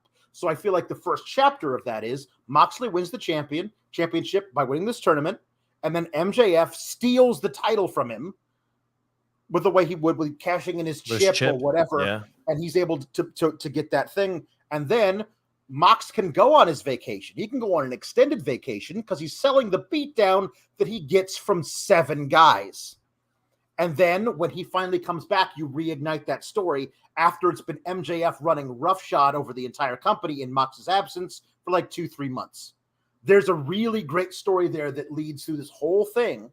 And everyone's like, Danielson should win. I wouldn't hate it if Danielson won this thing. I wouldn't. But the story you set up, which is so pure and simple and beautiful, is guy who is at AEW versus the guy who is the anti-AEW. It's right there. It's gift wrapped. It's a beautifully written story. Really great story. Yeah. But they might, who knows? They might have Sammy Guevara win the whole thing. You never know. Oh God, stop! No, how dare you? Oh my God, the Spanish ass. Listen. First of all, I agree with you 100%. It's gonna. And did you notice that commercial that they ran during Rampage with Chris Jericho? Let me tell you something. Chris Jericho and Mox are running this company right now. Yeah, they are the top 2 leaders right now, as is, and rightfully so. And they should be grooming MJF to kind of take that leadership role as he gets older and wiser and deeper into the company. I definitely think that this is the way to go right now, man. I 100% believe that if they do that, what pay-per-view comes before Allin in May? I forget. But anyway, you have Mox come in after the holidays to have that big match at a pay-per-view. Because listen, there's something that AEW does right. They do payoff matches at pay-per-views. They do. You don't see them again. Yeah. I mean, this match was fine. The one thing I loved the most was Sammy Guevara hitting a cutter on countering that suicide dive by Darby. I thought that was great. The Anna JAS, I'm contractually obligated to call her that, got involved, distracted the ref, which allowed them to get the drop on Darby, and then he hit the GTH on Darby and got the pinfall. Sammy wins, moves on to face Mox on the opening match on Dynamite this week. And then we have presumably the main event is Jericho versus Danielson. And as you said, the 2 guys who are running this company are Jericho and Moxley right now. So that's my prediction for the finals of the tournament, because I just feel like that's where they're going. I would love to see Danielson versus Moxley again, but I feel like where they're going is a Jericho and Danielson rehash of whatever happened last week at the pay-per-view, and then Garcia tries to get involved to help his hero but fails. Yes. Somehow Jericho wins anyway, and then that is what propels him forward. Now Moxley will beat Jericho, and Moxley will become champion, and we get the Moxley versus MJF thing. But if you told me Danielson's beating Jericho, and then Danielson's going to beat Moxley in the finals, I wouldn't have a problem with that. It's just not this amazing story you've set up with Moxley versus MJF. That's all. Yeah, and then you start seeing you have a story with the 2 dads fighting over their son, Daniel Garcia. You have that storyline continues to build as the B story. Which again, it's another thing AEW does well. They build their B stories. They give people enough time to go away, heal, and come back.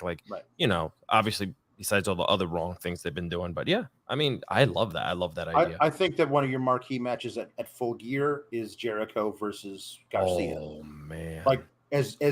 Garcia wants out of the JAS, and Jericho says you can't until you beat me. If I beat you, you have to stay in here forever. And if you can beat me, then you can leave. And that's your Full Gear match for those 2. And which is why I think Jericho wins. So he goes to Grand Slam, and that's when maybe Garcia prevents the other members of the JAS from helping Jericho. Like maybe that's it. He doesn't help Moxley because Moxley doesn't need his help. He just prevents all the other members of JAS from screwing it over. I think man. Yeah, the next couple of weeks for AEW are huge because they're here in the tri-state area. Yeah. So, they got to put their best foot forward. And then you have, what is it, November 9th or whatever it is, November, whatever it is. They're going to be here the Saturday. They're going to be here in Jersey. for the pay-per-view. That's going to be huge, man. They're going to sell that place out. They're going to sell that place out, and they're going to need a big match like that to kind of push it. Yes. Ricardo the Wizard says, #Mox is my champ. I love that guy right now, man. He's everything that I like about wrestling. You can tell he's one of them that even if the old E was trying to get into his DMs, he's probably saying, go F yourself. Jam Beard says, Anna in JAS is just like my recently rebroken front tooth. It just doesn't feel right.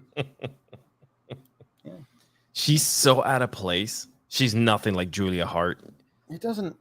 I mean, I guess I get it, but like, it makes sense. Like her turning to help Ty because they were friends. That I guess that makes sense, but in the group, she doesn't make sense. I think to help Ty is one thing, but to be JS material, there's a video vignette from MJF. He's stupid over and super amazing, and like the way that he held that crowd in the palm of his hand when he was obviously faking them out as a babyface was so great. Like nobody in Buffalo even thinks Josh Allen is the greatest quarterback of all time, but he comes out there wearing a Josh Allen jersey and says he's the greatest quarterback of all time. That's awesome.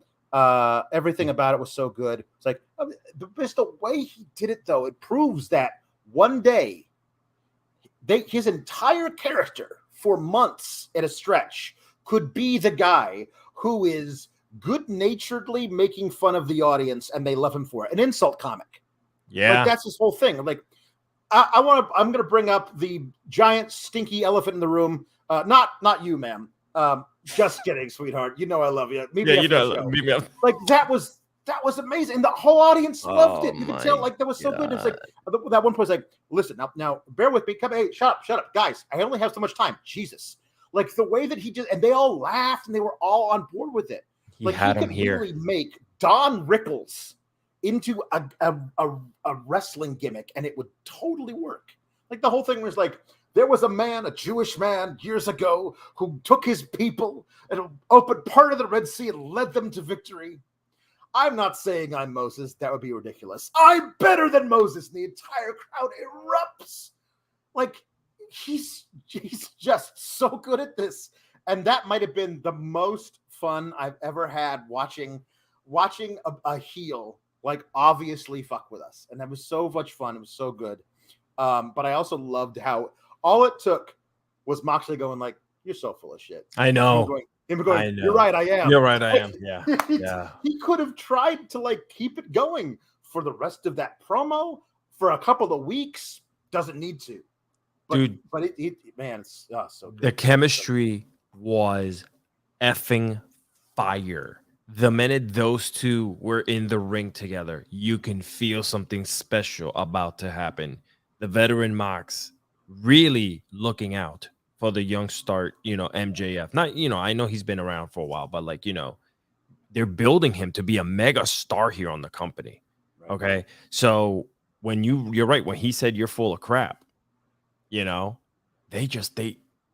clicked like this, sparks, fireworks everywhere. So good. Yeah. Benny Myers says TK needs to hire Alex as a full-time booker. I'm available for that particular role. I'll do it. Being like, would you ever want to like be a part like on the creative team of WWE? No. But if you want to hire me as your full-time booker, Cody Khan, I'm all about it. All in. So no, there's some interesting things here. Now, Rawlaholic says, could the story be Danielson winning the Tournament of Champions in defeating all the opponents he lost to in 2022 with Hangman, Jericho, and Moxley, and becoming the AEW champion at Grand Slam? Sure. And if that's what you want to do, if that's how you want to get Danielson his reign as AEW champion, because I think we all think he's going to have one at least while he's here, then that's fine. And I won't argue with you. That's fine. It's not. In no way is it Moxley coming out and saying, I am AEW and I'm going to get rid of you, the guy who hates this place, who is anti-AEW. That, to me, in my mind, is by far the better story. But I love Danielson. I love him as champion. But I think the bigger story is because whoever wins this championship is holding on to it for a maximum of 3 months. Yeah.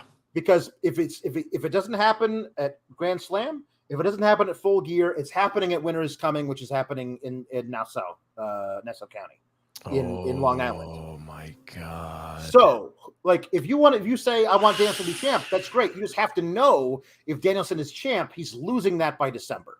And if you say, but you want him to have a really long reign, then you don't want him to be champ right now because MJF is taking that title. When he cashes in that chip, he's not losing that title. Like they know what they have in him, and they're going to make it work. Yeah, and outside of the injury bugs, we've never seen a short-term champion in AEW. Right. Everyone's always held it for a long time, so this could be a big one, guys, ladies and gentlemen. This is a big one. Mm-hmm. This is a good way to kind of hide everything that's been happening backstage. It is big time. Jim Beard says, "Great. Now I think of MJF as Triumph the Insult Comic Dog." That's true. For me to poop on.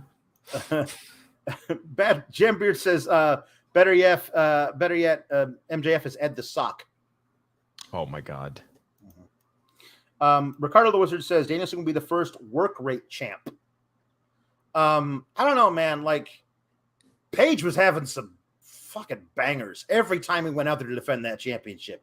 Like that match he had with Archer, low key, was really, really good. Shit. Where is Archer? Archer's Archer. Like he's out there doing whatever he's gonna do. He's maybe healing up. I don't know. He's old now, but like I love the idea that you could bring him back, have him choke slam one dude, and be like, "I want a title match," and let us give it to him, and then he'll lose it, but it'll be a great match. Yeah, he's basically he is. He's the murder Braun. He comes out in red pants. Lance Archer. Hey, so what happens when you have two BCC members face each other with, you have Danielson and Mox. Danielson, that's great because but they've also like talked about like I think didn't Yuta have a match with somebody after he joined the thing? I don't know, but like I think there's something there that is I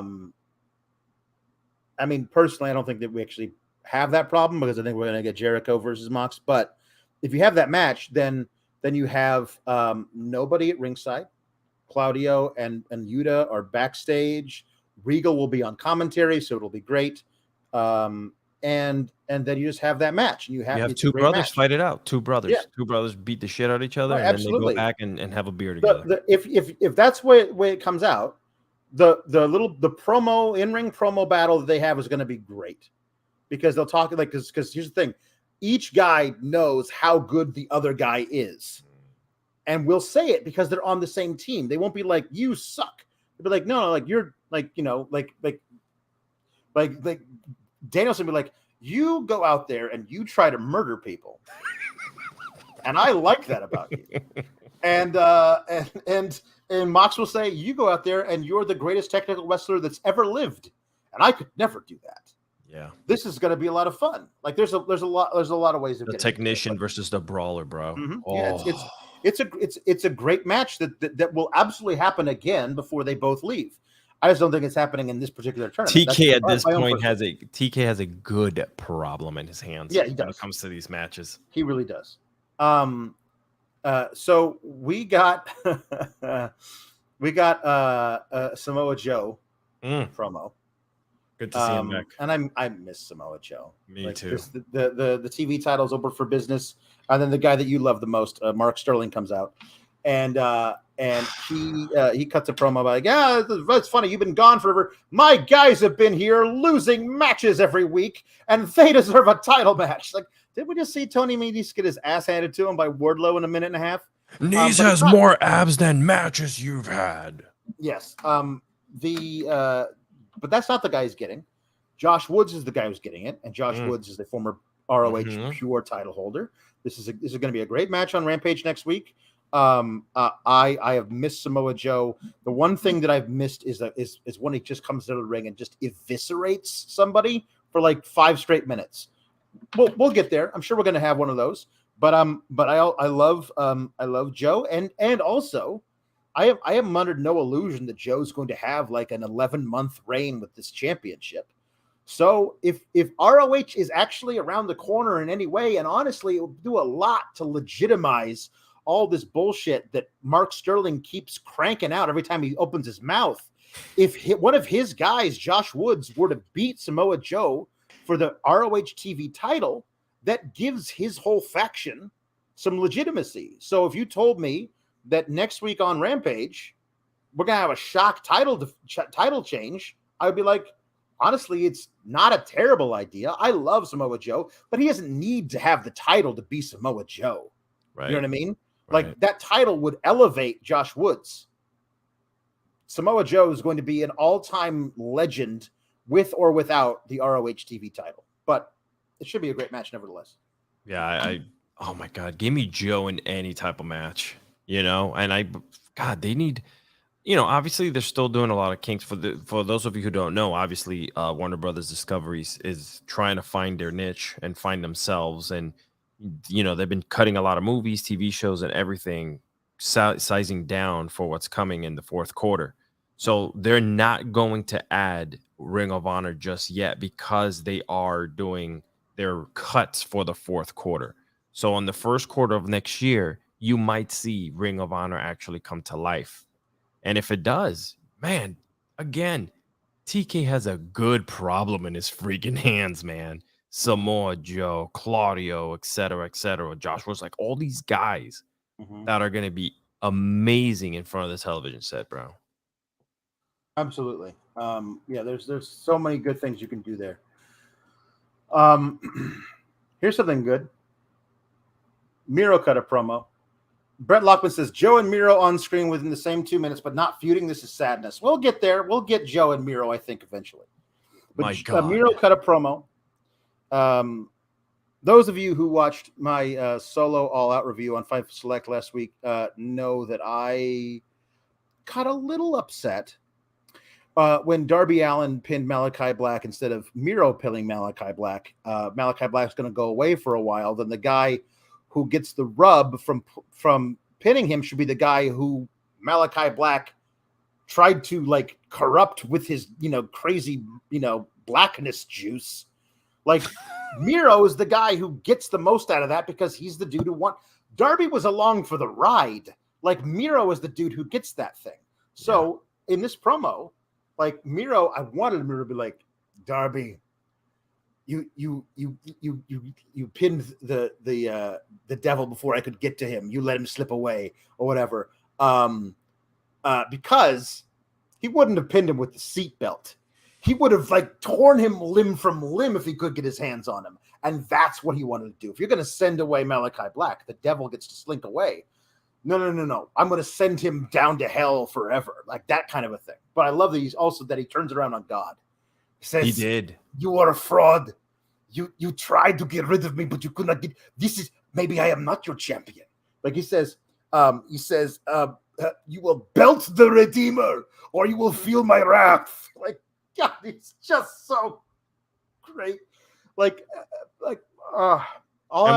all know God doesn't have a good record in wrestling, as you can tell. No. Vince McMahon did beat God in a WWE match. So now that he's making his return, God is all elite. By the way, someone please make that and put it up on Twitter so I can share it. God is all elite, just a spotlight. Yeah. So, the Redeemer, man, something's missing. And I think is the fact that he's just not getting the television time that I would like him to have. Like he came back. He had his qualifying match where he beat Ethan Page, and then he got onto the finals in Forbidden Door. And in Forbidden Door, he got the mist in his face. That was at the end of June. I don't think he's had a match. Like he's been like getting involved, and like the storyline progressed with Malachi Black, but we haven't had a match. Miro hasn't had a match on like television, not at a pay-per-view since like early June, and we're in early September. That's far too long. That man should be wrestling all the time. All the time. Like all the time. He's so good. And listen, he's also scary as hell. Yes. And I think God should be worried. I think God should want to like disappear, where nobody can find him. And I think that we have a service that will help God do just that. NordVPN.com/Fightful brings you the fastest VPN in the world, the ability to change your virtual location with just one click, and online threat protection that blocks you against malware, annoying pop-up ads, and so much more. And they have several tiers for you. That way you can get what you want. You can get 4 months free and a 30-day money-back guarantee with NordVPN.com/Fightful.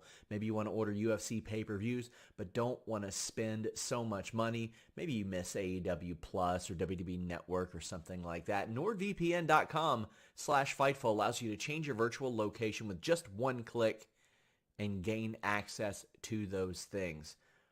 Get that geo-blocked content. Make sure you browse safely and securely. NordVPN.com/Fightful makes your browsing experience and just your life experience much more versatile. 4 months free and a 30-day money-back guarantee. NordVPN.com/Fightful. Also, ladies and gentlemen, please, while you're here with us tonight, leave a thumbs up on this amazing broadcast brought to you by Alex, the OG Alex, and me, fake Alex, Mirror Alex, and soon my OnlyFans. But yes, make sure you leave a thumbs up on here on the video. We'd really appreciate it. Thank you. I'm sorry, Alex. Go ahead. I just want to throw that in there. Bald Metal Dave says Miro versus God in one of the feuds of the year. All hail the Redeemer. This has been going on for a while. Here's the deal. There's no reason to me. Like, I get it. People like Darby, whatever. Miro says I should be in this tournament because I deserve gold. I will get my gold. You will belt the Redeemer. You will feel my wrath. But there's a perfect opportunity to have Miro in the first round against Sammy Guevara, the guy who took the title from him a year ago, is the guy who like he will be able to beat in the first round of this tournament. And it's a Sammy now that everybody hates. So watching Miro destroy Sammy would be cathartic for the audience. They'd love it. It'd be really fun. And then you get Miro versus Moxley, which, like, I'm sure we saw Ambrose versus Rusev at some point, but it's not Miro versus Moxley. It's not this Moxley and it's not this Miro. Those two dudes in the second round of this tournament, where Moxley has to be all elite wrestling to make it through this thing, to somehow get past the brute, this guy like who can't be beaten, Miro, is really interesting. And honestly, if you wanted to say to me, who's the guy who gets the rub from beating this version of Moxley, Miro would be a pretty good choice for that. So that's, I mean, to me, like, that's a no-brainer to put him in the tournament versus Sammy and then versus Moxley, and perhaps then versus Jericho or Danielson. Like, there's some really cool stuff there, but he's so good. You could even throw Miro up against the television Ring of Honor champion and have a banger of a match there. God. Yeah. That might be something that we think. I mean, if you said to me, we don't have enough room for Miro at the top of all Elite Wrestling. However, ROH is getting a TV deal at some point. What if the guy who takes the ROH title off of Claudio is Miro? And what if he holds it for like 14 months and he defends it all the time? Because, like, God, send me your worst. And every time somebody comes down and they have great matches, but every time he wins, like, you could do a lot worse than having like your big, massive heel champion that nobody can beat be Miro. And then the guy who eventually does is hopefully a better choice than Sammy Guevara, but he actually, that rub is amazing for that person, whoever that is. And listen, you're not having a WWE effect where you're essentially taking one title and splitting it in two with the Universal and the WWE Championship. No, you have two professional wrestling world titles that are being held by that will be held by two amazing people, whoever AEW decides. And if Miro gets into Ring of Honor, he can go chase against Claudio, beat him, and that is a legitimate world title. That's not AEW taking it and calling it the Galaxy Championship. Yes. Yeah. Helpfully, Luis has told us that in some way, Miro versus Mox has never happened on television. Whoa. Only on house shows in WWE and a match in FCW, which is the precursor to NXT. So you're telling me you had an opportunity to have Miro get revenge on Sammy and then Miro versus Mox in a first time ever match, and you instead chose to do Darby versus Sammy again? Get the fuck out of here. Get the fuck out of here. Come on. Like that could there's like, no, Jesus. Do you want me to text TK right now? He's probably awake. Because I'm not putting myself out there saying that I might have his number. No, but I might have his number. Uh-huh. Hey, what's that over there? Says, since Miro is not in this tournament, I hope he's one of the guys that will answer Wardlow's open challenge. Now, that would be interesting to me, but I don't want either of those guys to lose right now. So that's a conundrum, but it would be a hell of a match. So he also says the other people that could answer would be a Wardlow open challenge. Could be Hobbs, Jeff Cobb, which would be a great one-off match because you could put Wardlow over because Jeff Cobb's not signed, but it would be a great match. Claudio, Samoa Joe, 2 belts Pac, looking to be a 3-belt Pac. It'd be kind of fun. That could be like a time limit draw. You know what I mean? Shingo, which could lead to a match at like Wrestle Kingdom or something. That could be like, this is nice things. Hey, what's that over there? Good idea. Jambeard says, one day on the same show, I want Wardlow versus Miro, Samoa Joe versus Eddie Kingston, and Claudio versus Darby. It has to be on the same show? You're very greedy, Jambeard. But yes, that would be great. That would be good. Jambeard also says, this might be a nightmare for you, Alex. I'm assuming he means me. But what if we get Garcia versus Jericho at Full Gear for the Pure title? As long as Garcia wins, I don't give a shit. Like, that's fine with me. Yeah, they would never put that on Jericho. Garcia wins at Full Gear because that's how he gets out of the JAS. Yeah. Like that's an easy thing to me. And I think that here's how I would do it. I'd have him join the thing and have Wheeler Yuta never quite get over losing the Pure title to Garcia. So he's always a little leery of him, and have Regal force them to work together. You are going to be a tag team, and you're going to be the best tag team in AEW. And I mean, like, Garcia and Yuta as these two guys who don't like each other, but just love stretching fools, like, would be a lot of fun as in the tag division. We've seen that before with Sheamus and Claudio in WWE. They had the best of 7 matches, and then the next week they're tagging. Yeah. And they become the Bar. Yeah. Let's not forget. Which is one of the best ones ever. Yeah. And Luis helpfully says, if JAS interferes, that means they would get fired per the Pure rule. That's right. Yeah. If anybody interferes, they are terminated from their ROH contract, which is a crazy thing to put if you're never going to actually do it.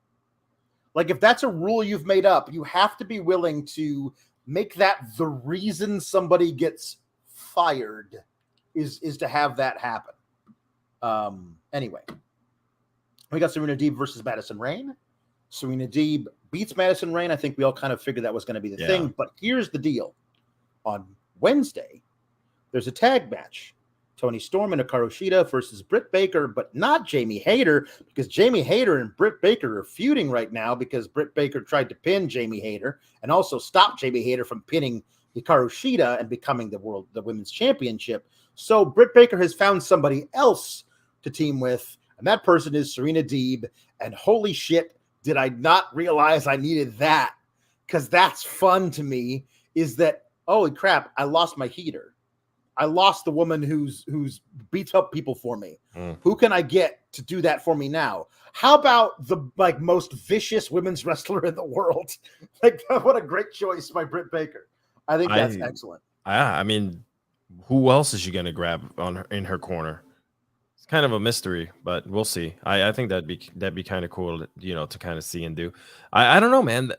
By the way, just having these two coaches beat the hell out of each other on live television. Well, it wasn't live, taped to live, but was really cool to see. They didn't miss a beat. They didn't look like they were waiting on each other to do moves, like a lot of time happens. They're the truth, and I see why the women are getting so much better on television when you have Madison Rayne now coming in and Serena Deeb, kind of like running the train there. Insane. I agree. I also did love Madison Rayne being yelled at by Serena Deeb. I'm the coach. I'm the coach here. You're not the coach. I'm the coach. And bitch slaps her. Yeah. There you go.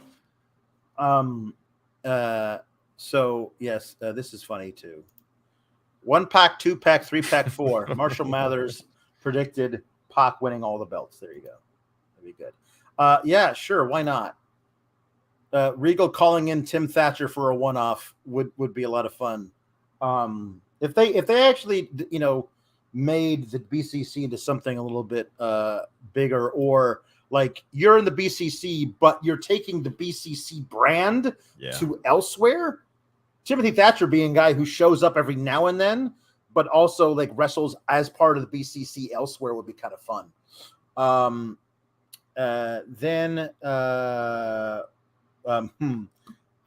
We got a Jade promo. What was the last thing that she said? I'm giving out work. Come apply. Oh, she's so good, bro. That's a great friggin' line. But she says Athena tried something, but she did nothing. So she's 37, 38, 39. Let's just call it 50. And honestly, I think they are going to call it 50 before anything happens. Yeah. So the problem is now you got 13 more matches, and Jade doesn't wrestle that often. So what is that? Like, honestly, 13, that's at minimum 6 more months of Jade Cargill showing up every so often, wrestling a match, and then cutting a promo, maybe going away, looking great every time, improving because she's going to be always studying, getting better outside of television. That's awesome, but it kind of makes for a really boring TBS division. It does, which is not her fault. She's great, but if the whole point is let's get her to 50 before she loses, it's not like it'd be one thing if you told me I can't lose. So every week, TBS is when Dynamite is. Yep. Every week, top of the second hour, that's my time. That's correct. That bitch show. I'm open challenge. If you want some work, come apply. Could be like her whole thing. And there's an open contract every week. And you made a thing where she became the workhorse champion, even though we don't think of her as having a work rate. Yeah. But if you're going to say she wants to get to 50-0, then you got to make her defend the title way more often. And a lot of people's thinking about her is that, maybe she feels kind of boring. Well, let's find a way to make her more exciting, because let's bring in some different people for her to face. Let's figure out a way to make it fun. But yeah, it didn't. You got to cut the Alex. Okay. Yes, you do. Because that's, we can't curse anymore on TBS and TNT. Yeah. It's all cut the. That's true. We can't goddamn curse. What happened to that? But she's not even allowed to. She's not even allowed to say it to Tony anymore. She's got to say it to Lexi now, which doesn't work quite as well. It doesn't work. I need Tony back there. It's just Hey, what's that over there? Says Nyla needs to face Jade. Where's Nyla been? She's been doing whatnot streams with she does whatever she wants. That's the whole thing. Is they only have room for one women's match on Dynamite. That's so stupid. You have all this time now. All these people who are gonna be gone while they're serving their suspension. You have more time now, because you can't tell me they wouldn't be putting Kenny and the Bucks on every Dynamite. So you have time. You have time now because those people aren't there. So Jordan Scott says, do you think they have someone new coming in to beat Jade, or is she going to 50-0? Because after Athena, it's hard to pick who finally beats her.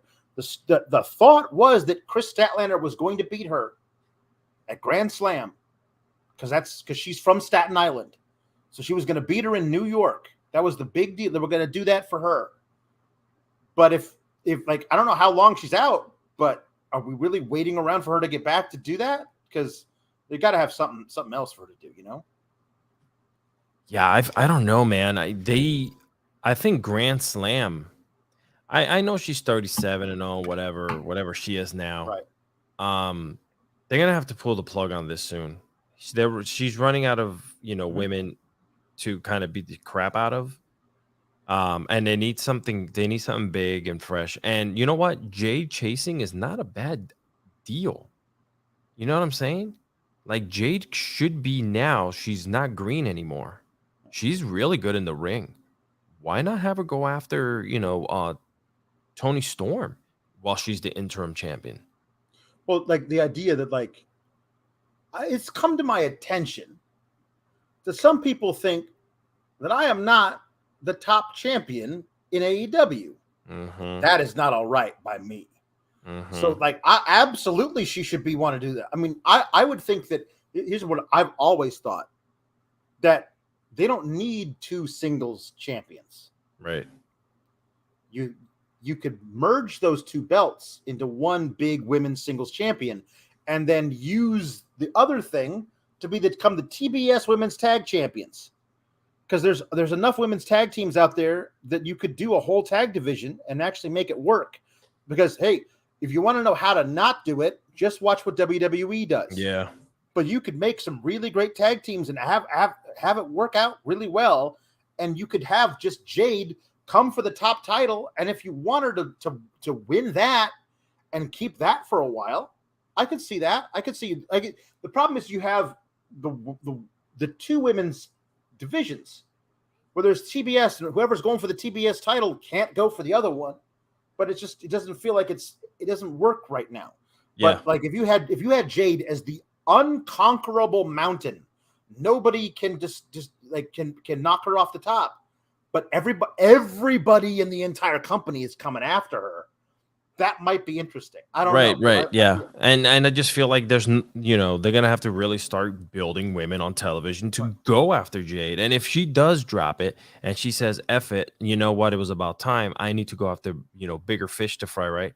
Then you could even throw her in as a 3-way with Thunder Rosa and Toni Storm. Just drop. Yeah. What is she? If she's 50-0, that means she's the top woman. Yeah. Right? She's 50-1. Right. Yeah. I think that there's something there. If the only person I can think doing it is if they do feud Jamie and Britt, and Jamie comes out on top as the baby face instead of Jamie, which we assume she would be going for Tony, have her go after Jade. Yeah. Yes, because Jamie Hayter could absolutely go after the TBS title and beat Jade if you wanted her to do that. She's over enough. She's strong enough. She's fast enough. She's agile enough. That's the person I would go. If you told me somebody on the current roster has to beat Jade and she's got to do it by Full Gear, yes, I'm telling you, like, that's the person not Full Gear, because Full Gear is going to be the Britt versus Jamie match, because they don't work that fast. I would do Britt versus Jamie at a Grand Slam, and I'd have Jamie win that. And then I would do Jamie, find a way to get Jamie versus Jade at Full Gear. You got to pull the trigger on Jamie soon, because she's really getting over with the crowd. Yeah, so, really, and you know what? What better way to give someone new like that in the face of people with the TBS championship? You did it with Jade. Yeah. Alan Jeanette says, based on what Alex version 1.0 said, that's me, I think Athena should have won it all out. I love her and she deserves the title. I also would have booked Athena to win. I think that she got a really great promo on Jade before the match at the Rampage or whatever, where she says, all these women in the back, they're all scared of you. I'm not. Like, that's good. I think I've always been a huge fan of Athena / Ember Moon. I think that I thought that they were like, they certainly won't make the same mistake twice. When they brought in Ruby Riott, made her Ruby Soho, gave her a title shot, and then just dropped her way the hell down the mid card. surely they won't make the same mistake with Ember Moon / Athena. Surely not, but they did. So, yeah. I don't understand what's happening. Yeah. I'll tell you what's happening. Powerhouse Hobbs says he's moving on from Ricky Starks. Boom. I still think that's not done yet, because I think he's going to try to, and Ricky is going to insist upon it. Like Hobbs, like, we had our match. I beat you. I'm done with you. And Ricky Starks is going to be Ricky Starks about it, and he's going to force Will Hobbs' hand. They're going to have another match and then another match. I think that the second match, Ricky Starks surprises Hobbs. It could be even as short as the first one, but this time Starks surprises him with his quickness and gets a pinfall, and Hobbs is furious. And then they have the third match, probably at Full Gear. And this one's a knockdown, drag out. You're like, people were like, oh, that first match was too short. This match, you're going to go, okay, guys, wrap it up. Because I think the third match is going to go 25 minutes. It's going to be a crazy, there's going to be 10 minutes of just Hobbs beating the hell out of Starks. And there's, I think you do what they did with Cody, time limit draw. Yeah. You let that rubber match end in a time limit draw. Now, of course, you're going to have your criticism, but these two hate each other so much that they beat the living crap out of each other in the third match to a time limit draw. Sure. You could do it. Yeah. Brent Lockman says, Brent Lockman says, what are the odds they do Kingston versus Akiyama at Grand Slam? 1%. I don't know that they would do that. I honestly don't.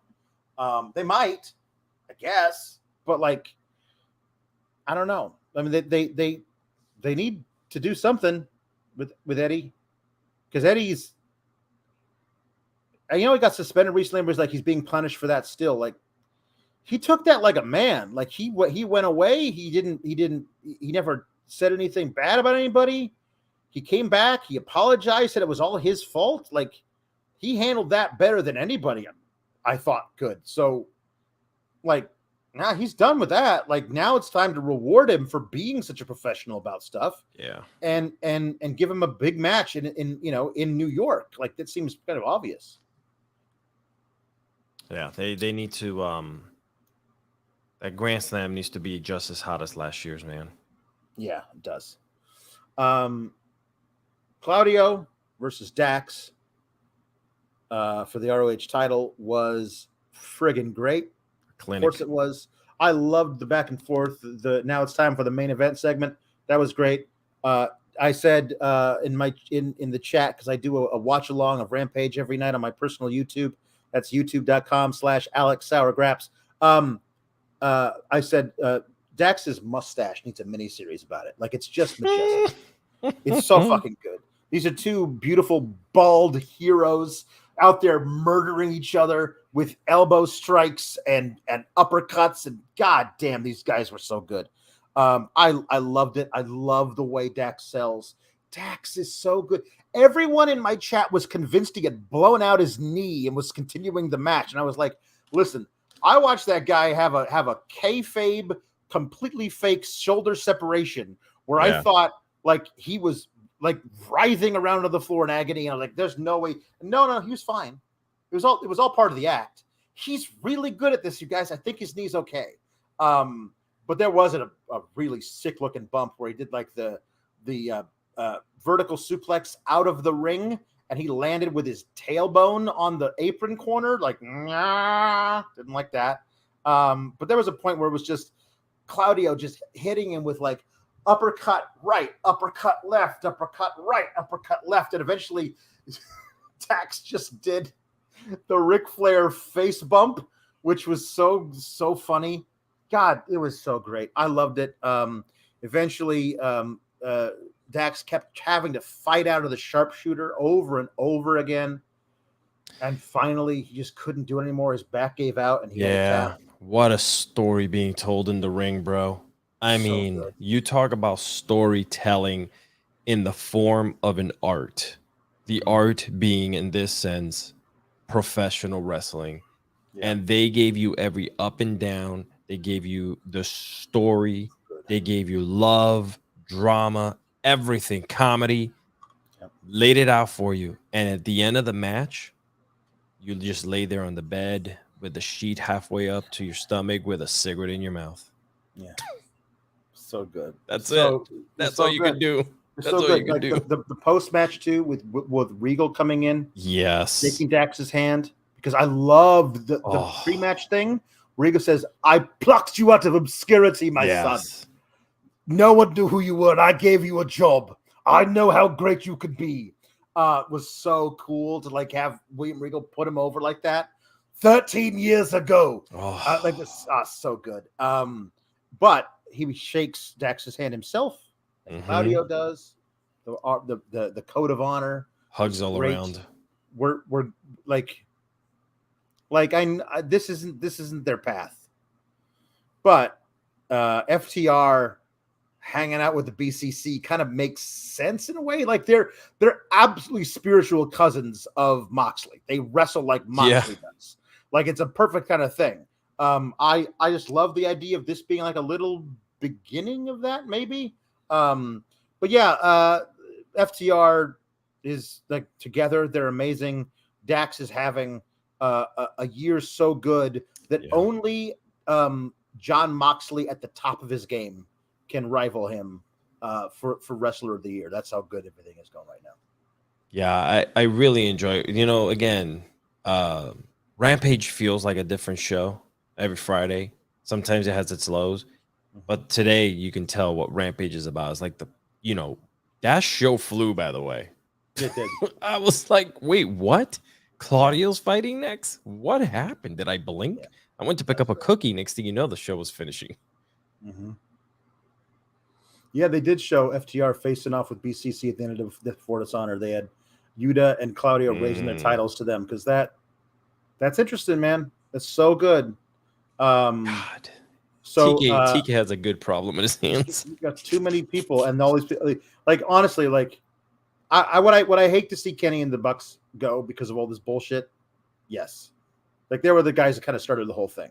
But if they had to go for a while, like a 90-day suspension or whatever, there got plenty of people you could put on TV putting on banger match after banger match. So what do you think? This is like a 2-week thing, maybe a week thing. I think it's pending the investigation. Oh, that's right. They have an private investigation, which we'll never know the results of, You're except 100% for right. by determining. We'll look at the suspension and we'll go, oh, well, then they must have been found at fault. Like if it turns out, like if the investigation gets done and immediately the suspension is lifted for the Bucks and Kenny, then we know their version of things was closer to the truth. If the investigation gets done and Bucks and Kenny are suspended for 90 days, like, hot damn, I guess they did kick in the door. That's kind of crazy. Here's something I gotta ask you real quick before you put this thing up, the super chat. What we live in a world where there's cameras everywhere, and you're in an arena that I know 100% has cameras in the bathrooms. You mean to tell me there's zero footage of what went on? Here's the other thing. Everyone on that roster has a vlog. Somebody was filming that shit. Somebody was filming that shit. Somebody has. You the can't footage, tell me they weren't. Somebody was in the corner and they were playing Uno. Like I guarantee you, somebody was filming the Uno game. Like there's no way. Yeah, it'd be interesting.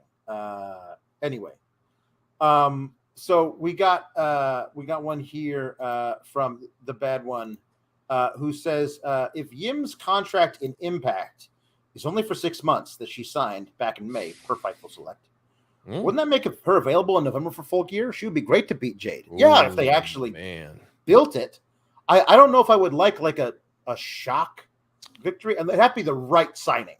Like, for example, when people thought, hey, Sasha Banks might decide to defect because, she hates Vince and everything, and all the thing was happening with Ace and all that kind of stuff. If they could get Sasha Banks and they could debut her, and on that night she beats Jade, that's the person to do that with. I don't know if Mia Yim is that person. I think I love Mia Yim, but I don't know if she's that person to a big enough audience. But anyway, right. We got a few things here about. We got one. from about Braun from Alan Jeanette says, no. Don't reinforce the mat on that power slam that Braun gives Omos.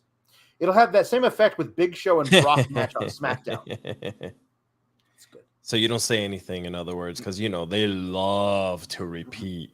Mm-hmm. That's true. That the ring has been reinforced with a lot of Brent steel. Lockman says, hail to the Alpocalypse. Oh. Roy Zhang says, a 2 Alex episode? Rick and Morty sure is running out of ideas. Jesse Ozog says, hey, the dose Alexis. Alex's? What is more than one Alex called? A sour of Alex's. I like that. I don't know. Sours? Matt Reichel says, been watching Cobra Kai, so I missed wrestling. I decided that when Cobra Kai, this new show, is completely done, I'm going to binge it over like 3 weeks. But I don't need to watch episode by episode now. Like I'll figure once the whole thing's over, because I appreciate what they're doing. They brought back the villain from Karate Kid 3. I appreciate what they're doing, but I want to see it all at once. That's what I've decided. So now we have the jukebox, which is the thing we do on Tuesdays. There's not too many of them, but we got to do it because they said. Aaron H says Semper Fi, mother effer. Also, OG Alex, can I get Braun for getting his Shakespeare monologue? Hold on. Let me see if I can pull up something. Can I get Braun for getting his Shakespeare? Hold on. I think Raw is entitled here. It's good. Hold on. To be or not to be, that is the question. Whether 'tis nobler in the mind to suffer the slings and arrows of outrageous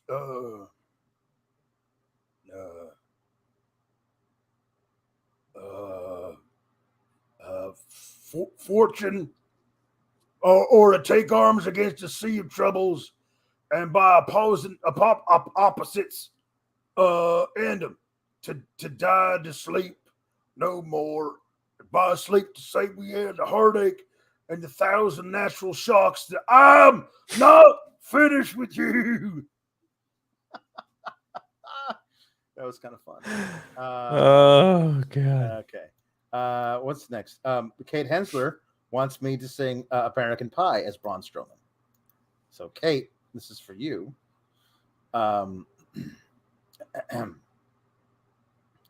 Long time ago, I could still remember how that music used to make me smile. And I knew if I had my chance that I could make those people dance. Maybe they'd be happy for a while, but February made me shiver with every paper I deliver. Bad news on the doorstep, I couldn't take one more step. I can't remember if I cried when I read about his widowed bride, but something touched me deep inside with these hands. The day the music died, singing Bye-Bye Miss American Pie. Drove my Chevy to the levee, but the levee was dry. And them good old boys are drinking whiskey and rye. Singing, this'll be the day that I die. This'll be the day that I'm not finished with you. That is a fun one. That's a fun one now. I like that a lot. Okay, that's good. Oh my God. Bad One Jam Beard says, can Alex as Eddie Kingston sing Bill Withers' Lean on Me, dedicated to Kate? See if I can figure out how to do my Eddie Kingston. Partner. You got to be real New York with it. Yeah, no. Sometimes in our lives, partner, we'll have pain, we'll have sorrow. But if we are wise, we know that there's always tomorrow. Lean on me when you're not strong, partner, and I'll be your partner. I'll help you carry on, for it won't be long till I'm going to need somebody to lean on, punk. Chris, lean on me. Lean on me, Chris. Christopher, lean on me. I'm gonna taste your blood. I'm gonna taste your blood. Lean on me so I can taste your blood, Chris. I'm gonna taste your blood, Chris. Christopher, I'm gonna taste your blood. Lean on me, Chris. Oh, that's great. Okay, so hold on. I don't know that I can do a Triple H. Luis Villarreal says Papa H singing "Carry On, My Wayward Son." Papa H. Carry on, my wayward son. Here we go. Carry on, my wayward son. There'll be peace when you are done. Lay your weary red to rest. Don't you cry no more. Once I rose above the noise and confusion, just to get a glimpse beyond this illusion. I was soaring ever higher, but I flew too high. I can imagine him and Stephanie. I think I'm done. Yeah, I don't know if I could do that one, but thank you. Thank you very much. Orion Ben wants Axiom from NXT 2.0 singing 8675309 by Tommy Two-Tone. Sammy, I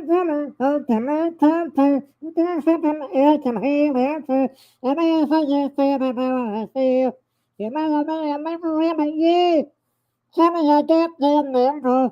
Need to make you mine. Sammy, don't change your number. 8675309. 8675309. 8675309. There we go. A-Shock wants Braun doing the South Park theme. So that's a thing that we want now, apparently. Okay. All right, here we go. I'm going down to South Park. Gonna have myself a time. Friendly faces everywhere. Humble folks without temptation. Going down to South Park. Gonna leave my woes behind. Apple Park day or night. People spouting, howdy neighbor. Heading out down to South Park. Gonna see if I can't unwind. Come on down to South Park. Meet some friends of mine. I'm not finished with you. Oh my god! Got a little Axiom in there for the Kenny. Okay, and finally, Nathan Frazier and Linda doing a duet of "Don't You Want Me" by the Human League. Here we go. All right. You were working as a waitress in a cocktail bar when I met you. I picked you out, I shook you up and turned you around, turned you into someone new. Now, 5 years later, you've got the world at your feet. Success has been so easy for you, but don't forget, it's me who put you where you are now, and I could put you back down too. Don't you want me? You know I can't believe it when I say that you won't see me. Don't you want me? You know how I don't believe you when you say that you don't need me. It's much too late to find. Or you think you changed your mind, you'd better change it back or we will both be sorry. Don't you want me, baby? Don't you want me? Oh, don't you want me, baby? Don't you want me? Oh, I was working as a waitress in a cocktail bar. That much is true. But even then, I'd find a much better place either with or without you. The 5 years we have had have been such good times. I still love you. But now I think it's time I live on my own. I guess it's just what I must do. Don't you want me, baby? Don't you want me? And Bob's your uncle. And that's enough. I think that's enough. And that's all we're going to do for Kate.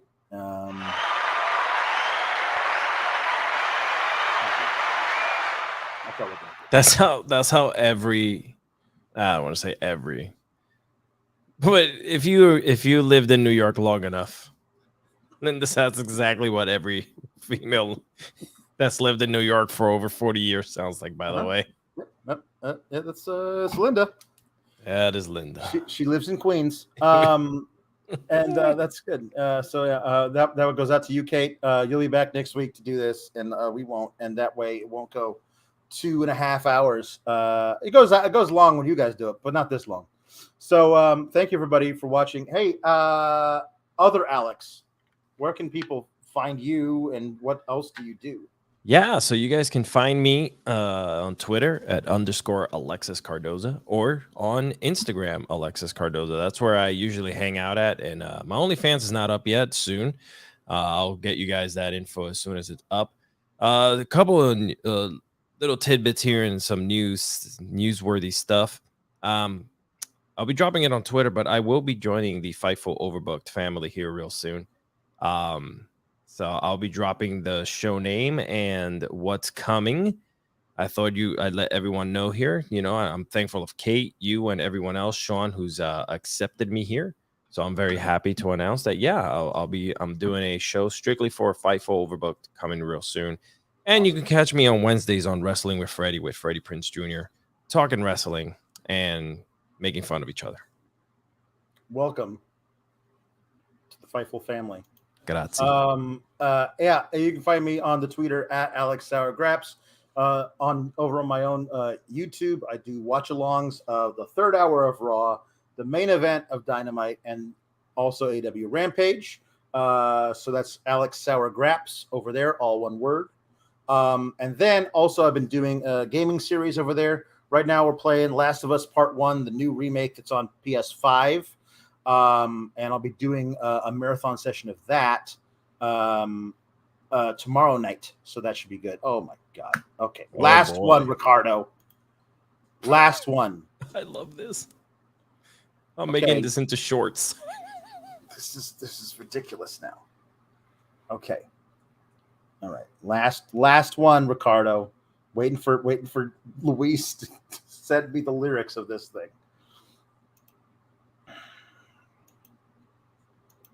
Oh, I love this song, by the way. I can't wait for you to... It's a banger. It's an old one. There we go. It's an oldie but a goodie. Here we go. Alex, how old are you? I'm 42. Get the... No, I'm 42 years old. Okay. Well, send me a copy of your birth certificate and I'll believe it.